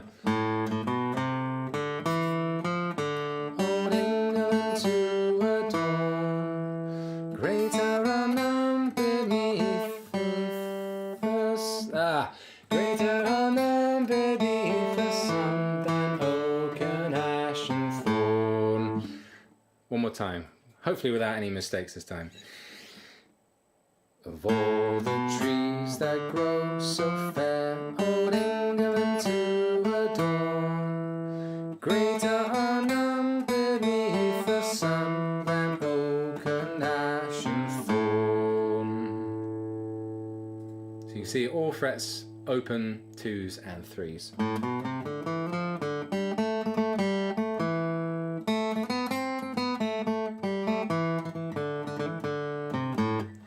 Oh man, I want to play that fret 2 there, because I'd normally be squeezing the chord, which would be holding it. Madness. You can do this bit, yay, that's great. So yeah, trust your ears and see what you can feel about it. Hope that makes sense. Back to full screen. Are you planning to do Off to Sea perhaps in a similar way? We'll see. I think, yeah, I don't really know. I don't really know, because it takes quite a lot of planning, effort and time and that sort of thing. I've talked about the others, but I would be tempted to do it as like a member or subscriber only thing. Just because it does take a lot, and I don't know, I feel like I should, just because having been a guitar teacher for a long time, I feel like I should make it a paid thing. But you know, I'm more than happy to do this right now and been really enjoying it. So we'll see. I'll think about it. I will definitely think about it. I asked Cecilia, but I had to dip before I saw if you answered. Do you know what clothing sizes will be available for the new album? Small all the way up until extra, extra large. And you can see them if you actually go onto the pre-order campaign and look at the items you would like to buy. When you go to checkout, it gives you options of what size you'd like, so that we know and everything. Without any mistakes, say to myself, I'm practicing the same 2 measures 50 minutes. Don't worry about doing that as well. Practicing stuff lots is absolutely fine. If it starts to get frustrating, take a break though. Don't force yourself through if it gets really, really annoying. If it's annoying but it's compelling, push through it, keep on going. If it's annoying and you just want to stop, just take a pause, put it down, give your fingers a rest, that sort of thing, and come back to it when you're feeling fresh. Because as I said at the start, guitar is not easy. Guitar is hard, and guitar to start with is painful. And if you push yourself to the point of you want to do it, but it's so painful and so annoying, you're not getting it, and you just keep on going, eventually you'll just want to stop, and you will stop for a long time. I think I've said about this before on streams and stuff, but I stopped playing guitar for like over a year because I kept getting frustrated by things. I kind of wanted to be able to do stuff, I couldn't do it, and I was like, well, screw this, I've had enough, and just didn't want to play for over a year, sometimes 2 years. There's twice where I properly stopped playing, once for 1 year, once for 2 years. And it's just not worth it. Like, if you can just kind of keep on taking those small steps, keep on enjoying it, keep on making it fun, keep on challenging and pushing yourself, and finding the enjoyment in making those improvements and seeing your technique improve, that sort of thing, then you will enjoy it and go a lot further with it than you would just by like, I have to get it now, and then put it away forever. So yeah, do the best you can with that. Thanks a lot for going over this. I had a guitar taunting me in the corner room. Seems to help lighten the quarantine. Oh, brilliant. Yeah, guitar is absolutely a great thing to start learning in quarantine. Absolutely. Only up to XX. Yeah, sorry about that. It's pretty much the only sizes we can easily stock, to be perfectly honest. And even with the XXs, we don't actually sell very many of them. So yeah, we often haven't, I'm afraid. Very sorry. Maybe we'll look at it. Maybe we'll see if we can do that for the website afterwards, if we do a reorder. See if we can get any bigger ones. Guitar brand, and can you pronounce your name? You can. Get it. The brand of my guitar, this is an Avalon guitar, which is a very, very nice, lovely guitar, which I love to bits. I believe, as far as I understand, I picked up this guitar right as the company had changed its name from something else. And I got it remarkably cheap. And then within like a little while, when people were like, oh wait, these are damn good guitars, it kind of skyrocketed in value. And then I got a massive ass scratch down the front, and it kind of became cheap again. But it's my guitar, and it's this amazing sounding guitar, which I love to bits. So yeah, that's why this guitar is known as Scratchy. My first ever trip to a recording studio, and I got a massive gouge down the front. Thanks to the bass player in the band, who didn't admit to me that he was the one who knocked over the thing that scratched my guitar until only like a year or two ago. So there we go. This one over here is actually Abby's guitar, which I kind of adopted and uses my spare, which is a Tanglewood, which actually sounds really nice for strumming stuff. It's got a bit of a thinner sound about it than this one, which sounds a lot more full-bodied, which works great for fingerpicking especially. That one just sounds really nice for like softer strumming things really, so I do like them both. Planning on taking both of them out on tour when we do actually get gigging as well for those different sounds. DADGAD was intimidating. It is weird. It is weird, but trust me, it does get easier the more you do it. Thank you, me. It's due to finding oaking and ashing. With Jimmy C, you started teaching yourself guitar. Fantastic. That's really cool. I hope you've been enjoying it. Absolutely determined to get the hang of strumming eventually. Yeah, brilliant. If it doesn't make sense to start, just take it back to that slow thing and just start to ramp it up. If you've got something like a metronome that can speed up to like push you to do it, then that's really good.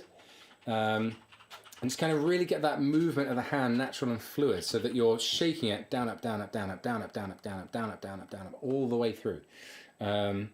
Regardless of whether you're strumming or not, keep the hand moving, keep it swinging all the time. Very, very important. More general, do you have any recommendations for method books? Not entirely sure what you mean. If you mean like books to learn from, no, because I never have, and I don't really use them. I know there probably are some good ones, but I do not. If it's something else, then do ask again. I want to see if I can. Sizes usually don't go below S either. Yeah, true. No worries, Clip Whip. We'll look at seeing if we can get any bigger ones, because I think you're possibly the second or third person who's asked about that. So maybe we should try and find it higher. But yeah, the suppliers, at least for the hoodies, I know they didn't offer larger than XXL. And I don't remember whether the shirt supplier did as well, so we shall see. More finger picking and melody stuff, to be specific. Oh right, to learn how to do finger picking. Again, not really, because again, I taught myself all of that, and I don't really know any good books and stuff to try and learn from, unfortunately. I would like to try and show people finger picking and so on before. Did you not? I could have told you that. He was right there. I don't know what Sam was replying to. Will there be a possibility to listen to the album as soon as it comes out while waiting for the CD? Well, we're actually hoping for the CDs to arrive on or before release day. So all of the orders that have kind of come in, unless people order it like right at the last second or the last couple of days, we're trying to post them out with a few days leeway, so they should arrive before actual release. So we shall see. If not though, then yes, if you have placed an order, then we will give you or if you ask for it, we will give you a download code so you can have a digital version of it as well. There will be digital versions of it and stuff you can order on iTunes if you want to do that as well on top of that, or all the other kind of major stores. But yes. 12 string, they're great for chordy songs. They are. I have a 12 string over there, which is currently an 11 string, and I haven't changed those strings in about 10 years. So that's a bad thing. But it is a lovely yeah, it has a bit of an odd sound about it. It doesn't work for everything. It can be a bit cheesy if used wrong. So, but it can be really nice. I just saw guitar question. My hand starts killing if I play the key of C, in the key of C. Knuckles and wrists really hurt. Only happens if you play in C. Do you mean playing in C or playing a C chord? Because just generally playing in C shouldn't necessarily do that, because all the chords are different and you'll be moving your hand all over the place. If you're playing a C chord, a lot of it is down to the actual hand position. So watching out where your thumb is. Sometimes I sneak it over the top for that cheeky mute on there. If you drop it down, you just got to be careful to kind of keep your fingers relaxed. And again, keep that gap down here. If you let your hand push in too much, you will absolutely get strain. And if you overbend, you'll get even worse strain. So be careful with that there. Yeah. Just want to say, you love us guys. Kindle your love for shanties. You've become the shanty guy in your school. Yes! That is a title. Well done, buddy.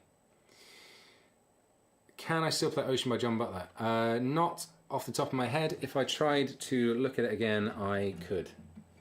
But I don't know how to do it just by thinking about it. Unfortunately, it's been far too long for that. If we do end up offering 3x, brilliant. You were talking about the bass player knocking a thing over onto my guitar. Oh, yeah, Sam knows about that. Sam was there at the time. Sam knows the pain.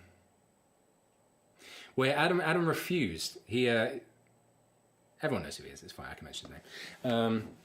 He refused to admit that he had done it. He just always told me that no, he had no idea how it happened. It must have just kind of fallen over, knocked over. And yes, he only properly admitted it to me fairly recently.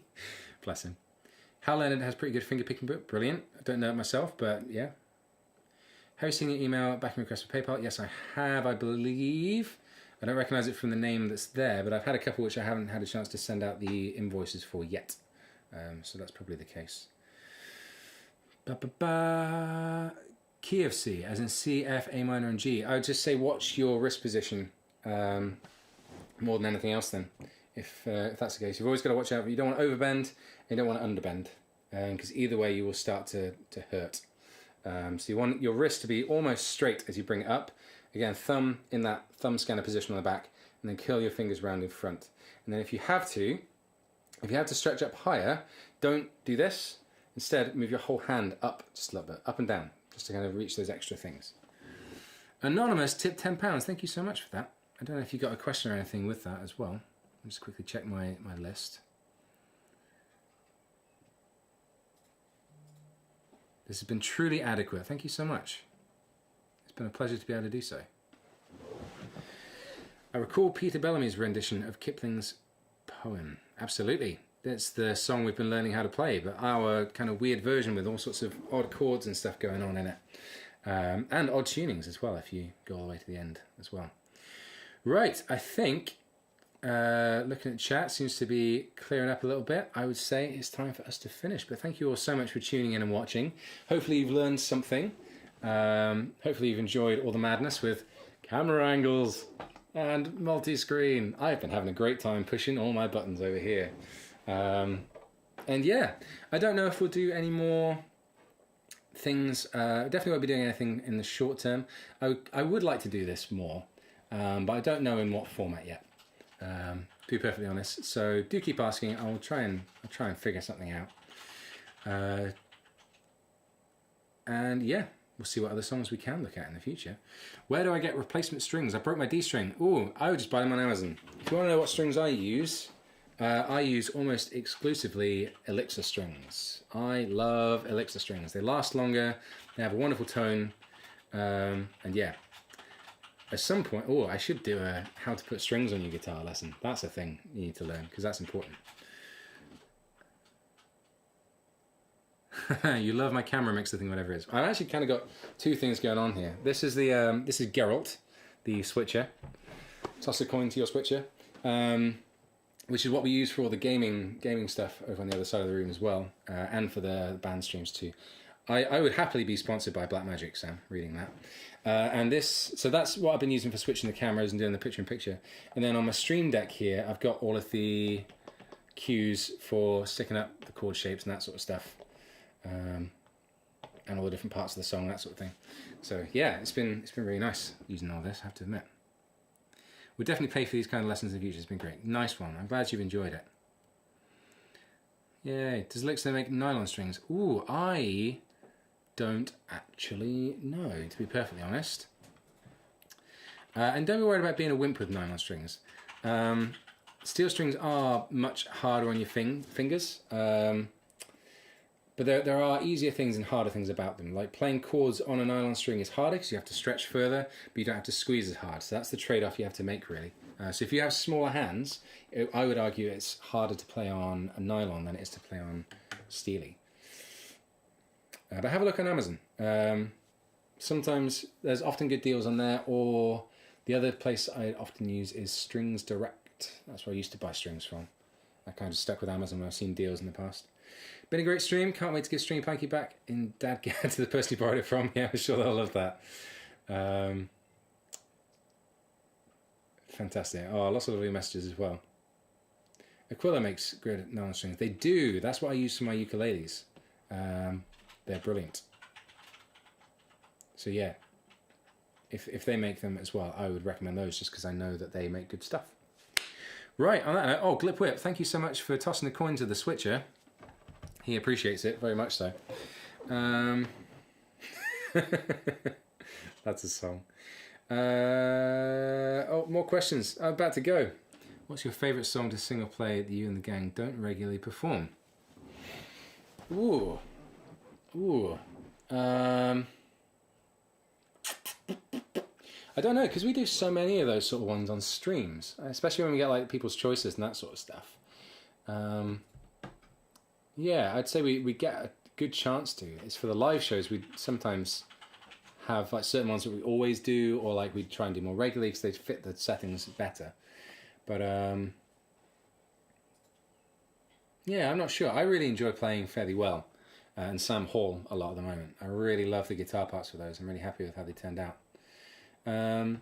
Possibly Parting Glass, because I've only really done that with Andy in a few of them, and I freaking love singing that song. It's one of my favourite ones to do. It's one of the ones that still really, really gets me whenever I sing it. Yeah. Other than that, there's a few new ones which I'm trying to work on arrangements for. So, does the feel of the song sound the same on ukulele? Almost certainly not, but it would add something to it in a band setting. And there's definitely a lot of things you can do to kind of make it fit. There was actually a really good ukulele part for the original arrangement for this song, because before Andy was using banjo. The farting arse. I see that comment. Am I familiar with old lake ballad Lost on the Lady Elgin? I'm not. What would you say is the most overdone shanty? Ooh, depends on the year, to be perfectly honest. We found every single year there is like a song of all the festivals, and everyone's doing the same song. First time we went to festivals, it was Drunken Sailor. Then there was the Bully in the Alley year. There was South Australia. And yeah, they roll in and out, and like they stop getting sung as much as a result. I'm never allowed to leave. So many questions. It's great. I'm happy with it. Ukulele tutorial for a song when? I don't know. Probably get Andy to do that. I mean, you'd learn it on baritone, but I could play any of these songs on it. I'm not sure. I feel like It'd be a bit odd though, it'd be right? weird. It would. It'd be a specialist ukulele stream. Where's my tenor? So it's up there. I don't mind like giving tips and stuff though, or like helping you out personally. You want?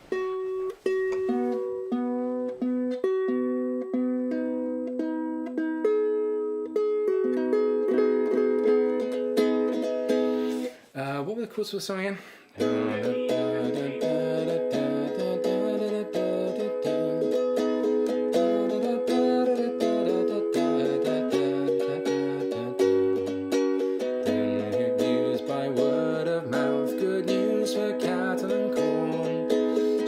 The sun come up from the south by Oak Ash Thorn. Sing Oak Ash Thorn, it says all on a midsummer's morn. Surely we'll sing of no little thing in Oak Ash Thorn. Sing Oak Ash Thorn, it says all on a midsummer's morn. Surely we'll sing of no little thing in Oak Ash Thorn. There you go. That's how it sounds like on that. Well, this isn't even the smallest one. This is the bigger one. This is a tenor. So I've got a soprano up there, but the string or the bridge fell off it, and I haven't restrung it since. I think. Don't think I restrung it since. But it's even smaller. It's like this big. Very cute. Right. I think let's call it there. Thunder's off. Other people are off. Good times. I'm always big. I'm 6'5". I'm a big boy. Yeah. Let's call it there. I hope you've enjoyed yourself. I certainly have.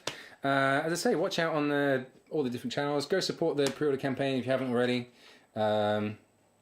Album sounds brilliant. I can't wait for you to hear it. If you didn't hear the new song on the end of the last stream, go check that out as well, because that's really cool. Come join the Discord, watch out for more streams and that jazz, and we shall see you soon. Bye, everybody.